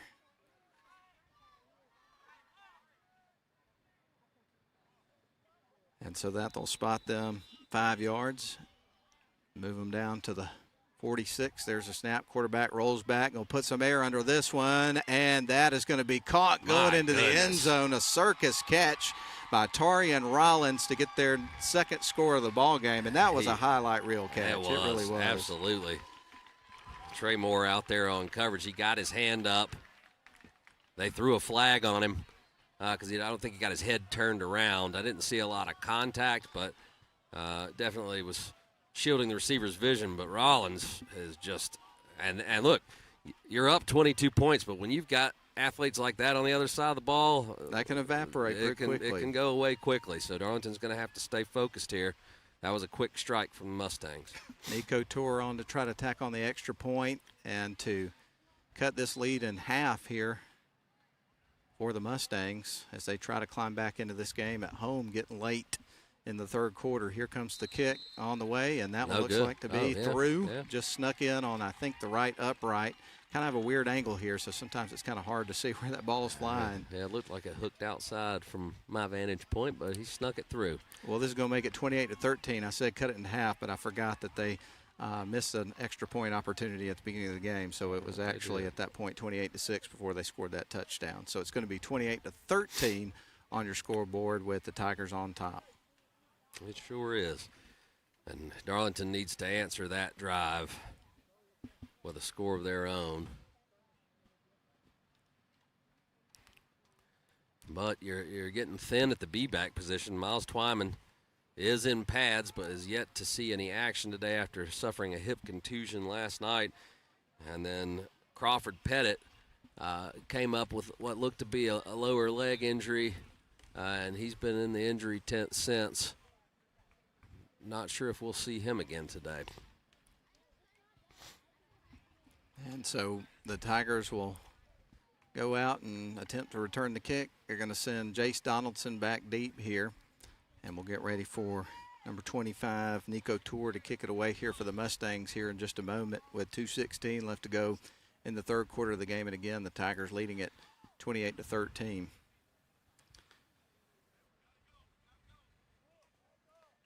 And we'll get ready for the trot from Tour up to the ball. There is the whistle from the official. And we will resume play. He trots the ball. Toe meets leather. It's going to be a line drive kick. Takes a funny bounce into the arms of Jace Donaldson, who brings it back from around the goal line. Cuts off another player. A couple flags come in. And he is going to be hauled out of bounds at around the 20. But, Ian, there's some penalties coming Yeah, up. they're going to get Grady Ferguson with a block in the back there. And that'll pin the Tigers probably back inside their own 10-yard line. And this will be the second time in this game that they've pinned back, once on a punt and then now on the penalty on the kick return. Worked out for them last time. Yeah, it sure did. Yeah, got them right where they want them. Is that what you're trying to say? I'm hoping. That's just my enthusiastic take on it there, my optimistic take. Hope everybody's having a wonderful Saturday morning, almost noon. It's 11:59. If you're listening on the radio, this is WLAQ Rome. AM 1410 and 96.9 FM, so a little bit of a legal identification, if you will, here on the radio end of things. We have to do that at the top of the hour, every hour. Want to keep the government happy, for sure. The Federal Communications Commission. Under center is going to be Levi Duggan. Takes the snap. They're going to run that B-back dive. I think the ball is loose. This could be a very, very bad situation for the Tigers, as it is recovered by Keon Cleland of the Mustangs, and they're going to give them a short field big time. Yeah, exactly what you don't want to do in that situation. And all of a sudden, old Mo back on the side of the home team. As in the blink of an eye, if the Mustangs can take advantage of it here, they'll have it back to a one-possession game. And that happened with 2:01 left to go, with the Mustangs recovering the fumble. And they're going to have the ball right at the 5-yard line, so they're knocking on the door right there, right out of the gate. So the Tigers going to try to pin their ears back on defense. Defense right back out on the field, and going to have to try to return the favor here. So the Mustangs to the line of scrimmage. Let's see how they line up here. They're going to have Dungan at quarterback. And in the backfield with him is going to be Mills. I wouldn't be surprised to see him go to Mills right out of the gate, but we'll see. Man motions off to the left side. That's Rollins. Obviously, you got to watch him. Here is the snap. Quarterback is going to follow Mills, and he trots into the end zone. Touchdown, Mustangs on the first play from scrimmage of the 5-yard variety. And just like that, the Mustangs are right back in this thing. And Darlington's going to have to regroup and refocus. And a lot of football to play with 1:54 left to go just in the third quarter here. And the scoreboard is not correct on one key stat, but both teams should have their full complement of 3 timeouts. Right now it says the Tigers have 2 and the Mustangs have 1. Nico Tour for the extra point, and that one is going to be no good. That's a big-time block. Yeah. I didn't see who got a hand on it, and we unfortunately haven't been able to get our replay thing situated. I think it might be too hot for that thing to turn on, but I'm not sure. Nonetheless, we have some strange angles here at the stadium as low as we are, so it's hard to get on top of it and see who's doing what sometimes. So we apologize to that young man who got a hand on it there, or Paul, if you will, and blocked that kick. But, you know, that looms large right now in this game. It's 2 huge. missed extra points. It's huge, that one especially, because now if they make that, they're a touchdown and a 2-point conversion away from tying. Now it is a true 2-possession lead that they have at 9 points with 2 minutes to go in the third quarter. And Darlington's got to get things clicking on offense. The turnover bug jumped up and bit them right there. But a sustained drive and some points would be huge. Would be very big. And so back deep, standing right around the goal line, is going to be Jace Donaldson here for the Tigers as we get ready for their kicker, number 25, Nico Tour, to kick it away from the 40. And the Tigers will have to try to answer back quick here, leading this 28-19. They want to get that cushion back, end over end, chasing it down as Donaldson touches it in the end zone, so that's an automatic touchback. Put the ball on the 20, and this Darlington offense will trot back on the field. Levi Duggan, the young sophomore, making sure to acknowledge each one of those big nasties up front as they take the field. And Darlington needs to regroup after a sequence in the game where their lead has evaporated from 22 all the way down to 9 points. And we'll point out all of their names as we go along, as we pick them up, who all's on the field right now on the line of scrimmage. Can't give those guys enough credit, no question, especially on a hot day like this. Wide receivers on each side doing some hard work in the trenches on a hot day. Run out to the right wing side, or the right side rather, and I believe that was Powers with the carry there, kind of stretched out the play and got a good chunk of yards, so picked up 6 there. He did, out of bounds, and that will stop the clock. So the nose of the ball is going to be at the 25-yard line after the pickup there from Bo Powers. Under center go the Darlington Tigers with a 2nd down and 4 coming up. Levi Duggan up under center. He's got everybody in tight here for this formation. Ready to take the snap. He's got the ball, turns, and he's going to hand it off. They go back to the B-back dive. But I got to tell you what, this Mustangs team is really dialed into that right now. Yeah, they are. They really struggled with it early in the game, but these last few possessions, they have been all over it between the tackles. I think that was Matthias Sell with the carry again there for the Tigers, unless I'm badly mistaken. Thought I picked up a 22 there. Tigers look off to the sidelines here, getting the play call, and they'll get ready to dial things up here for a big 3rd down play right here, really needing to extend this drive with a 28-19 lead. Yeah, you don't want to give it back to the Mustang offense with all this momentum. All right, everybody in tight, quarterback under center. That's Duggan in this option formation. He rolls out to the left side and can't find any room to run. He's going to be tackled for a loss. That is a tough situation for the Tigers. Backed up, going to have to punt it away, and no matter what, it's probably going to be pretty good field position for the Mustangs yet again. Imagine so. Yeah. They'll have to punt this before the quarter ends as the play clock, well, the play clock is yet to start. So technically they could just let this run out, and they probably will. Right now, they'd be kicking into the wind a little bit. So, yep, they're going to let this expire. We'll go to the 4th quarter, and they'll open by punting it away. Well, the good news is the Tigers still have the lead, 28-19, but the tough news is you just had a pretty quick score from the Mustangs, and they got the ball back rather quickly. So, going to have to try to dodge a bullet here. We're going to go ahead and take a break here and get ready for the final quarter of the football game with the Darlington Tigers leading it 28-19 over the Mustangs here at Mount Vernon. We'll be back in 1 minute for the final quarter. CUSA Steel is a family-owned full-line steel service center located in Rome, Georgia. Since 1972, we've been working to make our customers more efficient by providing steel product supply and processing all in one place. We are proud to provide a large range of products, including hot-rolled and cold-finished steel, stainless steel, galvanized steel, aluminum, and alloys. Our capabilities enable us to assemble and process steel orders within days, shortening your lead time. CUSA Steel. Steel for your project.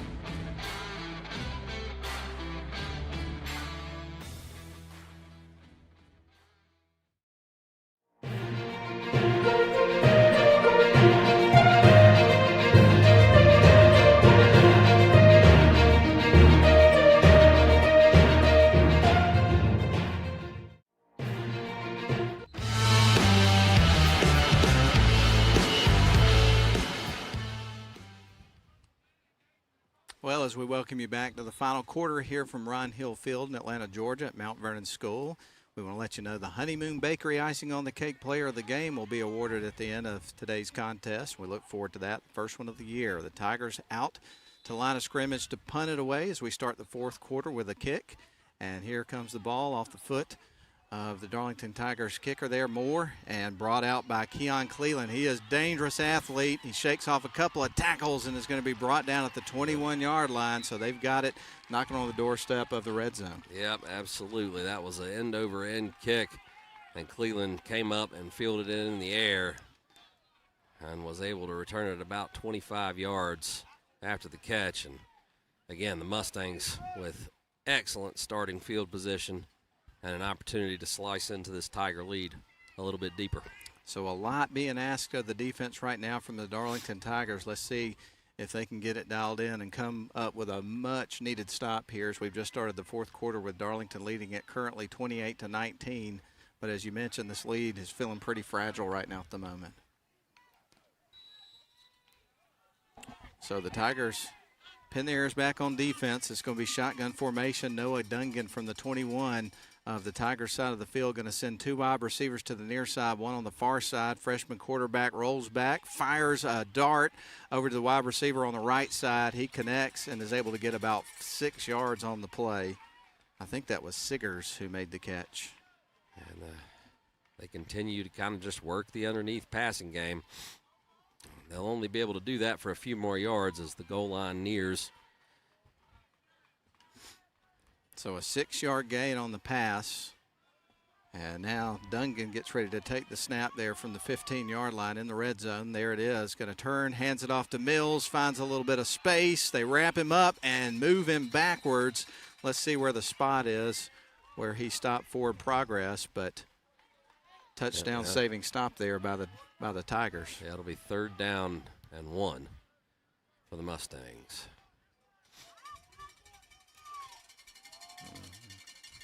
So this ball's going to be at the 11-yard line, so he was able to pick up about 4 yards there.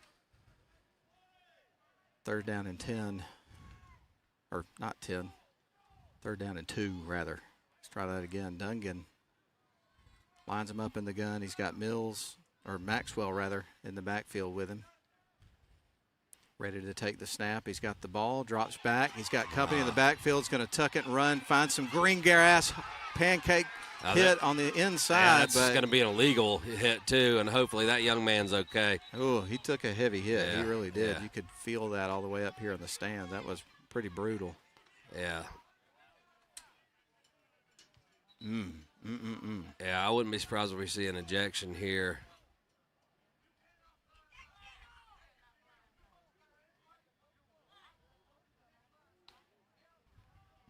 And right now you can hear the coach, Yeah. Terrence Edwards for the Mustangs over giving some instruction to that young man on that hit.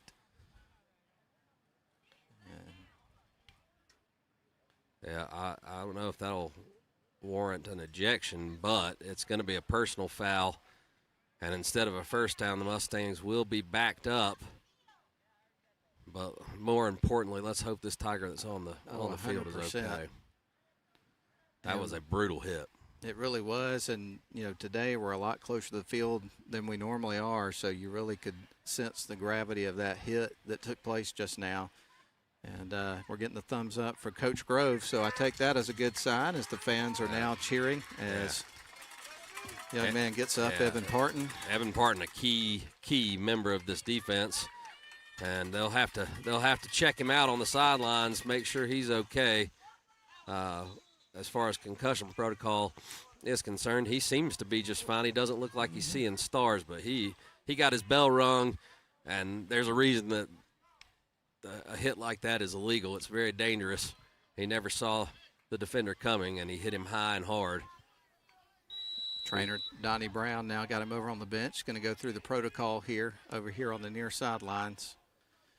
But right now we've got Dungan lining them up here on 3rd down and long after the penalty yards are marked off. So that certainly, in an unfortunate way, helps the Tigers' cause here. But it looked like coach from the Mustangs was about to come unglued with the way they were lined up there. So he called a timeout here, going to rethink this one. So, and that's a big timeout to call. Right now the Tigers are clinging to a 9-point lead.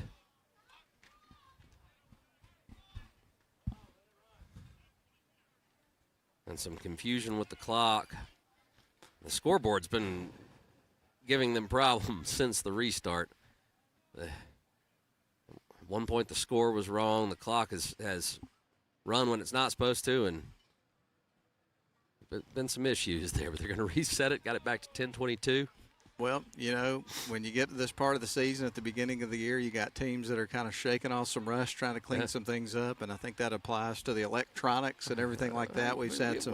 We have to knock the rust off too, getting back out here and getting on the mic. We do. It's always a different adventure each and every time, and of course, weather was certainly a big part of that yesterday. But I know back at the station we've had some technical difficulties today, and you know, you hear a lot of people talk about you just control what you can control. You can't control the weather. You can't control if the electronics break sometimes and that sort of thing. You just kind of roll with it. But anyway, Dungan has them lined up here. This is 3rd and 13 here for the Mustangs. Looking to throw up the middle of the field, and that's going to be incomplete. Ooh, no flag on the play there. No. And that ball was catchable. Cleveland could not pull it in. And I believe we'll see them go for it on 4th down. They've had all kinds of problems in the kicking game. They've had an extra point block. They've had one hit the upright. They've had a field goal that where the snap got past them was returned for a touchdown. So, yeah, they're going to stay on the field. Boy, it would be huge for Darlington if they could find a way to get off the field here. Imagine the momentum swing that you can create if you get a stop right now on this hot day in this situation. So shotgun formation from the 23. Dungan looking downfield, throws to the near side, incomplete. They get a 4th down stop. Yes, they do. That is huge, and it puts you can feel the spirits of the Tigers lift a little bit there. Not only did they get off the field, some time was taken off the clock. The Mustangs had to burn one of their very valuable 3 timeouts there because they couldn't get aligned correctly. So they're down to 2 timeouts. And the Tigers, if they can just string together a couple of first downs here and milk that clock a little bit, points would be great. But right now, just want to stay ahead of the chains and keep this clock moving. Tigers maintain that 28-19 lead with a big 4th down stop there. Let's see if they can put together a nice long drive and see if they can put this thing away. 10-11 left on the clock here in the ball game. Quarterback under center, that's Levi Duggan. Takes the snap, quick pitch, toss sweep over to Bo Powers, and he gets knocked out of bounds after a pickup of maybe 4 or 5 yards there. And the only downside to that is that we've got to, you get out of bounds, and that stops the clock. But it was a positive gain. But you want to keep that clock moving if you can. Nose of the ball right now is going to be at the 26-yard line. So a pickup of 4 for the Tigers, setting up a 2nd down and 6. And they will line up with everybody in tight here for this package. Quarterbacks under center in their base formation. Levi Duggan ready to take the snap, and he's got it, hands it off. It looked like he was going to pull it at the end. The ball gets loose on the turf in the exchange, and I think the Tigers have been able to cover there. But, boy, that was dangerous territory, wasn't it? I'm not sure if they have it or not. Mustangs think they have it. Tigers coach is pointing in their direction, so it's going to be 3rd down. They did recover it. Wow. Boy, it's been an adventure this weekend, man. It has been an adventure. All right, let's see if the Tigers can come up with a big play here. Extend this drive here on 3rd down and 6. As the ball stays at the 26-yard line. As the ball stays at the 26-yard line.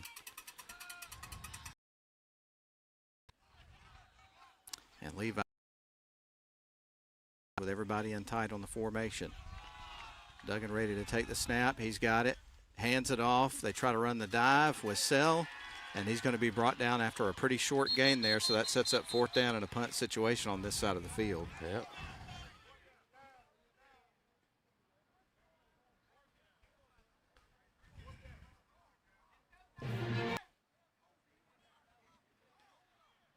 And the return game for the Mustangs has been an absolute weapon so far. It'll be interesting to see what they choose to do here.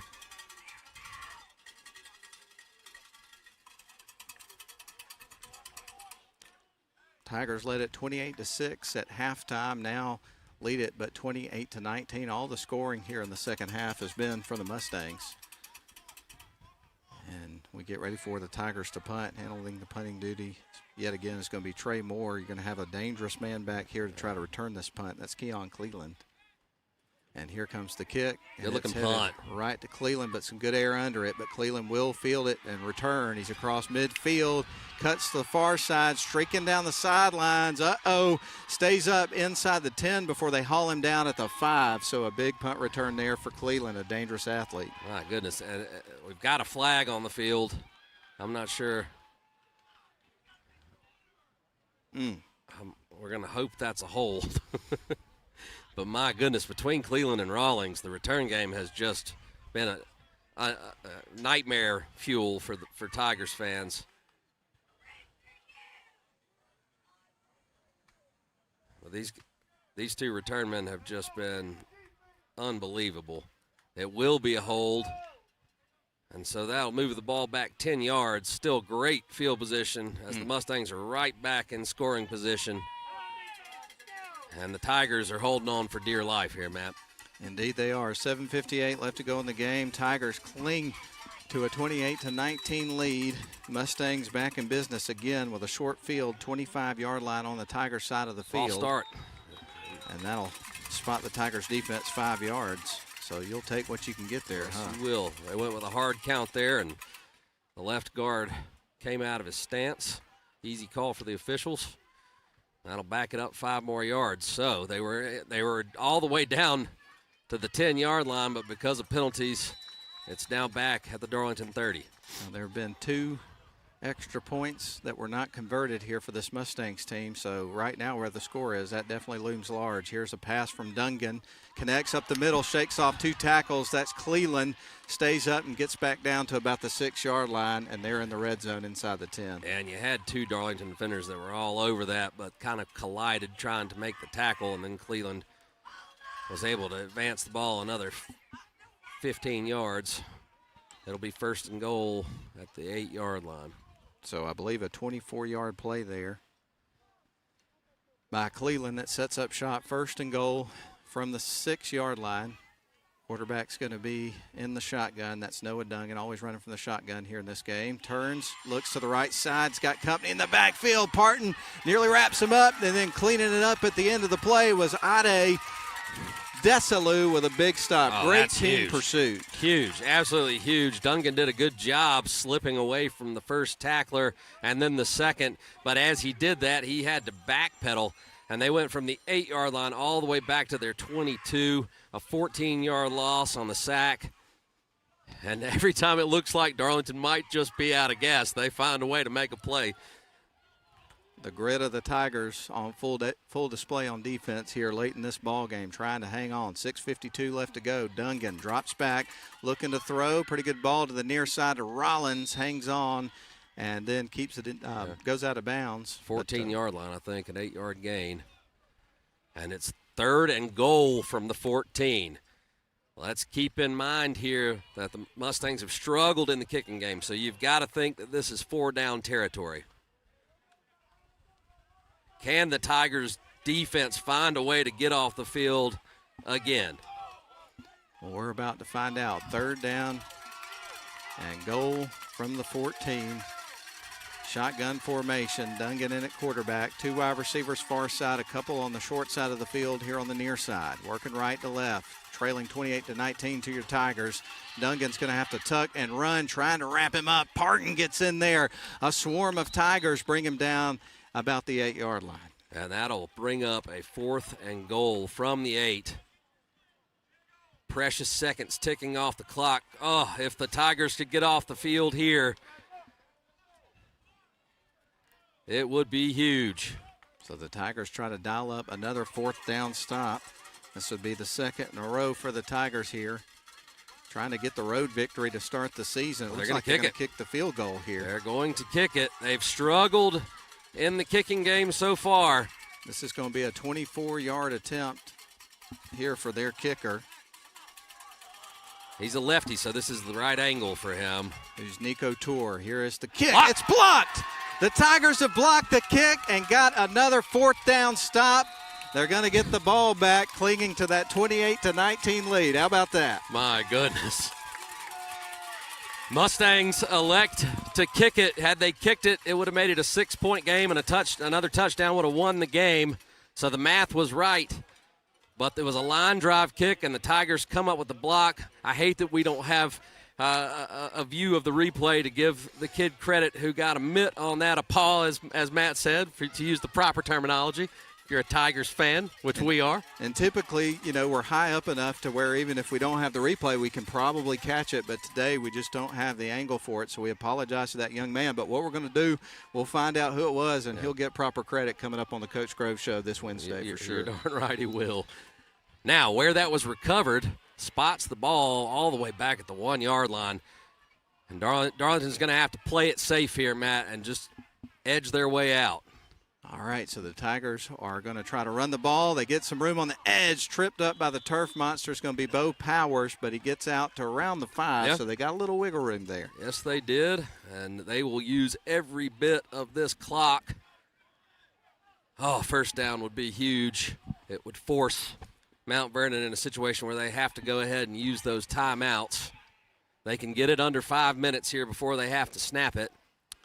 4-yard pickup for Bo on the last play, so that brings up 2nd down and 6 from the 5. Quarterback going to roll up under center, going to send Nate Konchesky wide to the far side here for this play. Everybody else is going to be in tight here in their base formation. You may see Darlington use a timeout here. There seems to be some confusion. Nope, here they go. All right, we get ready for Levi to take the snap. He's got the ball in his hands, turns, quick pitch, going to get it to Donaldson, trying to get him in space, and he gets out. No! Oh, the ball's loose on the turf, and diving into the end zone after the fumble recovery is going to be Keon Cleland for a touchdown that brings it to a 1-score game. That happened in the blink of an eye. My goodness. Donaldson fighting for extra yardage, and the Mustangs are able to strip it, not only strip it, but scoop it and score it. And ball security has been an issue here in this second half, and that is a devastating play there for the Tigers. So that is going to be the third score of the second half, for this Mustangs team. That cuts it to a 28-25 game pending PAT, which has been an adventure for them here in this football game. It sure has. What looked like was going to be a first down turns into disaster. And they can trim the lead to 2 if they can put this extra point through the uprights. Nico Tour on to try to do just that. 4:46 left to go. Kick on the way, and that was going to sneak. Nope. Sneaks right above the crossbar. It was tipped. Another Tiger got their paw on it, but it had enough momentum to carry through. So it is 28-6.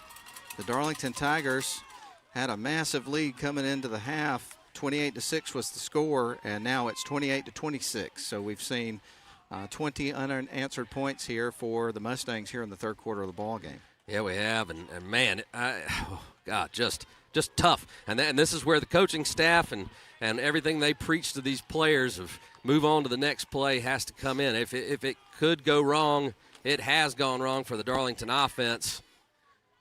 But they're only a few first downs from being able to still walk away with a win in this ball game. But you've got to forget everything that's happened, and that's easier said than done. These are a bunch of young men out here, but Coach Groves and his coaching staff have done an excellent job of preparing them for situations like this, and hopefully we can see Darlington find a way to get out of here with a W. Bunch of hungry Tigers out there. About to get back out on offense, see if they can put a little distance here in this game. Only up by 2 after having a 28-6 lead into the locker room. 20 unanswered points there from the Mustangs here between the third and fourth quarters of the football game. It's do or die time here. 4:46 left to go in the ball game. I believe they have it in them, man. Let's see what happens.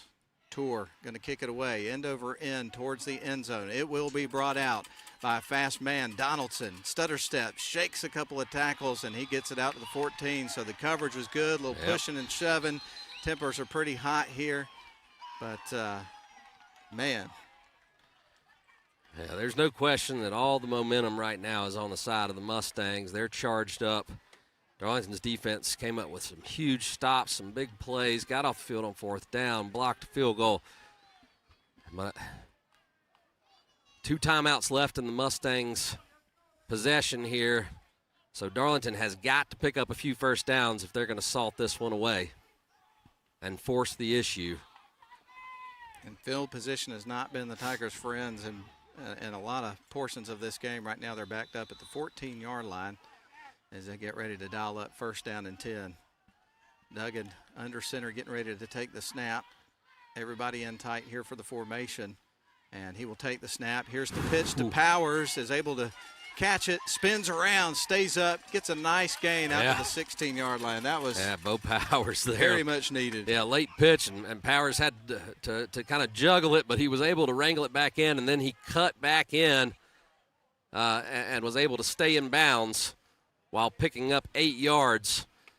And again, three first downs, and this thing will be close to finished. You've got to force Mount Vernon to use those timeouts if at all possible. So the ball's out to the 22-yard line. Tigers with 2nd down and 2 coming up here.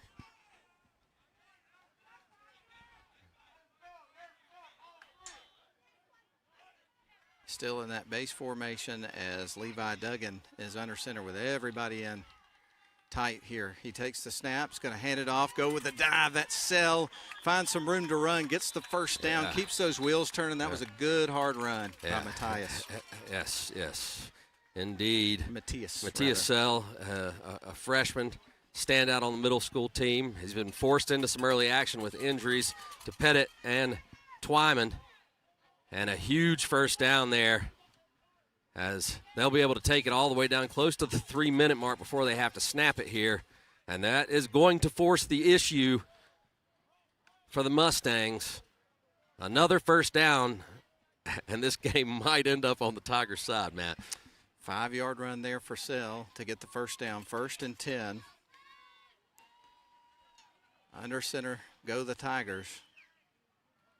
Trying to lock down a win here. 3:09 left to go. There's the snap. Quick pitch. Going to go to Donaldson, trying to find some room to run. Gets spun around and gets out to about the 30-yard line. So that'll be a gain of about 3. Was hoping to get a little bit more there, but you'll take what you can get. Yes, you will. You will. And keeping the clock moving. They'll get. It's going to go to Donaldson, trying to find some room. Gets out to about the. That'll be. Get a little bit more. Yeah. And they'll get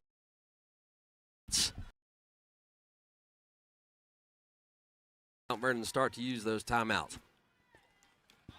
Hot day here at Ron Hill Field in Atlanta, Georgia. Both teams trying hard to open up the season with a 1-0 record, and you know which team we want it to be. That's right. Both teams fighting hard. We've seen a lot of ebb and flow in this one, no question about it. But the Tigers back to the line of scrimmage with a 2nd and 7, up 28-26, 2:22 left to go. There's the snap. Duggan is going to run the football, stays up, gets across the 30 to about the 32.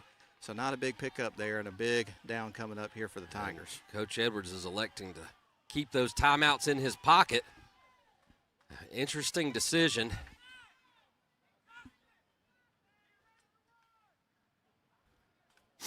So we're under the 2-minute mark here, Ian. We sure are. It's 3rd and long here, and you don't think the Tigers will get too loose with the ball. You don't want to give them great field position. I wouldn't be surprised here if Groves lets this one tick all the way down to the 1-second mark and takes a timeout to make sure he's got the right call on. We're down to the 5-second mark on the play clock right now. 1:33 left on the game clock. Tigers are going to snap the ball. They fake the handoff. Quarterback run, breaks through the line of scrimmage and gets the first down. That was a big-time run by the sophomore quarterback, Levi Duggan, to move the chains. Wow, what a play. Yes, indeed. What a play. Yes, indeed. Move those chains. And when they needed it most, Duggan's able to do it, and that forces Mount Vernon to call their first timeout. So let's do the math here. You got 40 seconds on the play clock. Mount Vernon's called one here. They can only stop it one more time, so you'd expect the Tigers to run this one, and Mount Vernon will use their timeout, and then they could pretty much expire the clock. And if they could pop another first down, this ball game is over. 28-26, the Tigers led 28-6 at the beginning of the 3rd quarter. and have given up 20 unanswered points in a very adventurous third and fourth quarters of the game.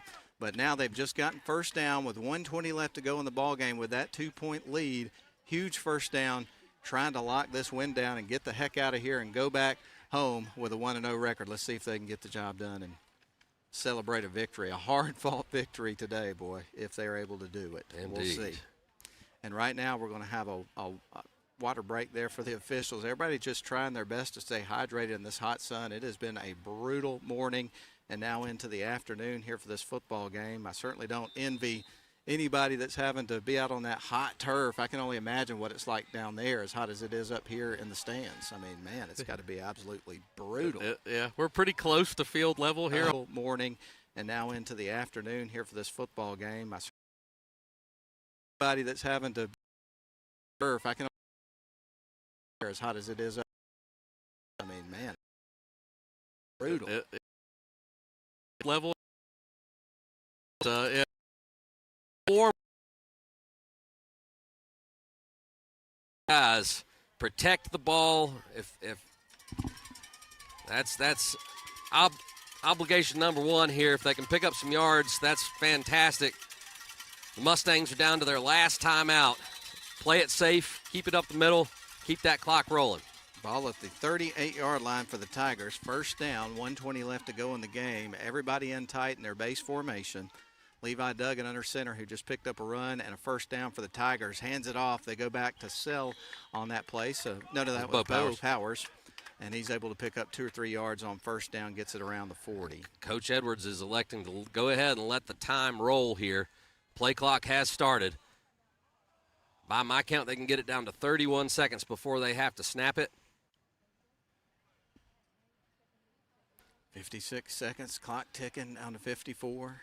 And again, Darlington has all 3 of their timeouts, so don't be surprised here, just to make sure your young quarterback has everything correct as far as the play call. If Groves does spend a timeout before the play clock expires, you want to use every second you can. Levi Duggan under center, getting ready to take the snap. There it is, going to hand it off, go with the B-back dive, trying to go up the middle, and they're going to be brought down after a short gain, a yard or 2 is eked out by the Tigers. And was that who was the ball carrier there? Ian? Sell? Yeah, it was was Powers. It was Powers. Again. If my math's correct here, it's third down. Darlington can take a knee.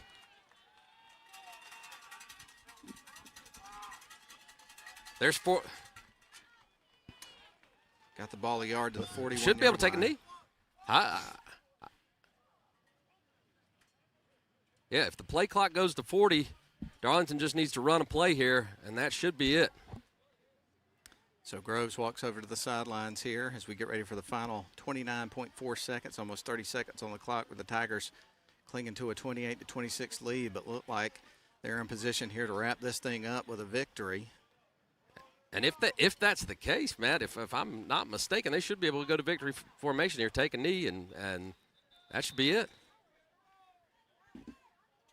So the Tigers will roll back to the line of scrimmage and hopefully get ready, as Ian just pointed out, to take a final snap here and go to the locker room. And your count, they've used 3 timeouts, correct? By your count as well. Again, the scoreboard is not correct. I know that for a fact. And it does look like the Tigers are in victory formation right now, and we'll take a snap. Much earned snap. Levi Duggan is ready to take the ball. And leaping. He leans, and a guy leaps over the line of scrimmage. Yep. Flag comes in. Yep. That should be a runoff. This thing should be over. So right now, Coach Groves reeling in the troops, making sure to keep everybody even keel here to get out of here with a victory.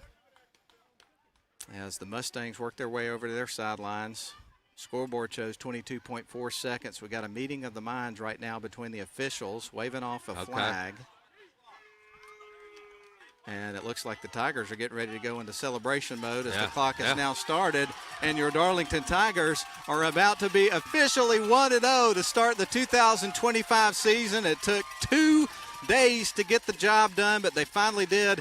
And the Tigers hang on to win this one 28-26 here at Ryan Hill Field on a very hot Saturday. But, boy, that win makes it all worth it, doesn't it, Ian? Well, the drama was as high as the temperatures. Let's just put it that way. But the Tigers found a way to survive here on a Saturday on the road. Amazing finish. Congratulations to Coach Wayne Groves, the rest of the coaching staff, and the Darlington Tigers, everybody involved, the fans, on a hard-fought victory here tonight in the hot sun here in Atlanta, Georgia. 1-0, the Tigers go. 28-26 is your final score.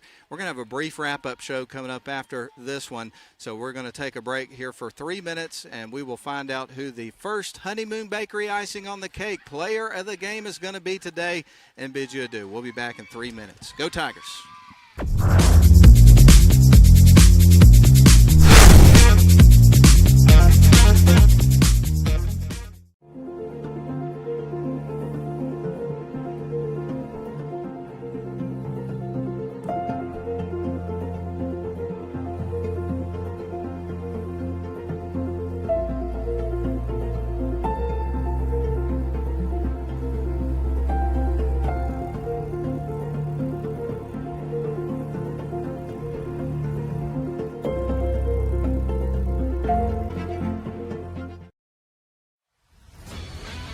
CUSA Steel is a family-owned full-line steel service center located in Rome, Georgia. Since 1972, we've been working to make our customers more efficient by providing steel product supply and processing all in one place. We are proud to provide a large range of products, including hot-rolled and cold-finished steel, stainless steel, galvanized steel, aluminum, and alloys. Our capabilities enable us to assemble and process steel orders within days, shortening your lead time. CUSA Steel. Steel for your project.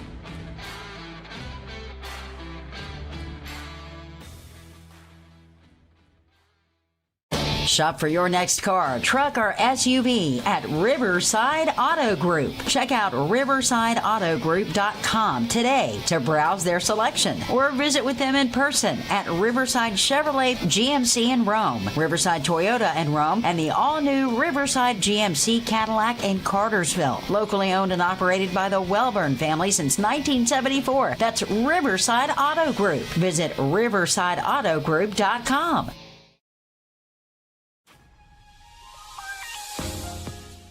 The deadline for 2026 to 2027 priority application and financial aid is February 15th.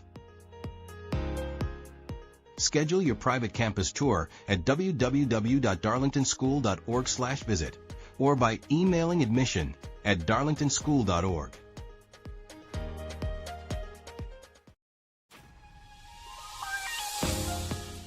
Mark your calendar for Alumni Weekend on October 24th through October 26th. For information on hotel blocks and reunions for class. Darlington Tigers huddled up in celebration mode. They got enough energy left for the celebration, but that's probably going to be about it. Those young men are going to sleep well tonight, and they earned the heck out of it. What a great victory for the Darlington Tigers, hanging on at the end with some big stops and a couple of key first downs. 28-26 is your final score. The Tigers hang on and win it. And, boy, you could really see the excitement, enthusiasm, but also relief on everybody's face once they were able to finally hear the final second tick off the clock and the buzzer sound with a victory. Man, that was took a lot out of them today for sure. Oh, absolutely. They faced a ton of adversity down the stretch, and let's give these Tigers and the coaching staff and the fans here to support them a lot of credit for just sticking it out and finding a way to get a couple of big first downs there at the end of the game that allowed them to run out the clock and get out of Ron Hill Field alive with a victory. It's a good Saturday to be a Tiger. Well, I tell you what, this is a hard job to do, but we're glad to have the opportunity to do it. The Honeymoon Bakery icing on the cake player of the game. We have our selection, but before we do that, I do want to say that I almost feel like WLAQ needs to pitch in a little bit on this one and maybe take a big cake to the entire team, because it took every ounce of everybody's effort to get the job done in this game. It was a great team effort. And if today's game and what started yesterday is any indication of what we're going to see with this Tigers team throughout the year, boy, this is a gritty bunch. We're going to have a lot of fun watching them grow throughout the season. We really are. Yeah, a nod to the special teams. Able to block an extra point, block a field goal, take a muffed snap back for a touchdown. That played a large role in winning this. The defense coming up huge, getting off the field on fourth downs. But at the end of the day, we can only pick one. And we've got to give it to a young man who's had a lot put on his shoulders. A sophomore starting quarterback. He had a 78-yard touchdown run last night, and he picked up the final first down, or a huge first down to keep things rolling and keep the clocks moving here late in the game. He managed the offense well. And was able, again, that adversity we talk about. The pressure's on the quarterback, right? That exchange is all on him. There were some turnovers. It'd be easy to let that get into your head. So Levi Duggan for showing the resolve, a young man who had a lot of pressure on him and performed well when it mattered most. He really did, and showed a lot of poise and leadership in just about every type of adversity that can be thrown out at you in the start of the football season. So impressive, but again, great team effort by the Darlington Tigers today. They're able to hang on and win it 28-26. Well, that's pretty much going to put a wrap on our broadcast. We're going to keep our post-game short and sweet. And I'm going to go back to Rome, and I might have to stop by Honeymoon Bakery myself and get me some treats. And, we'll have a good time with that. But I hope everybody has a wonderful rest of your weekend. Go Tigers, 1-0 to start the season. Another road trip coming up down I-75 coming up next Friday. So make sure that if you can't make it to the game that you tune in to WLAQ or the live stream and watch some Tigers and listen to some Tigers football. 1-0, that sounds pretty darn good. Hopefully they can make it 2-0 down at North Cobb Christian coming up next weekend. It'll be a regular kickoff time, which is going to be nice, under the lights as well. So 7:30 kickoff, and we'll have all of our pregame festivities with the Coach Grove Show happening on Wednesday on the WLAQ YouTube channel and Facebook page. So make sure you tune in to that on Wednesday. Let's recognize the crew one more time before we wrap this thing up. And, of course, they're probably saying right now, don't recognize us again. Let's just pack everything up and go home. It's hot out here. But we want to make sure that we do that. We'll start with the video crew. Cameras today, David Corbin and Jesse Fatello. Replay was Caleb Bice. Yesterday, the director was Mike Garrett. Today, it's Nathan Patterson.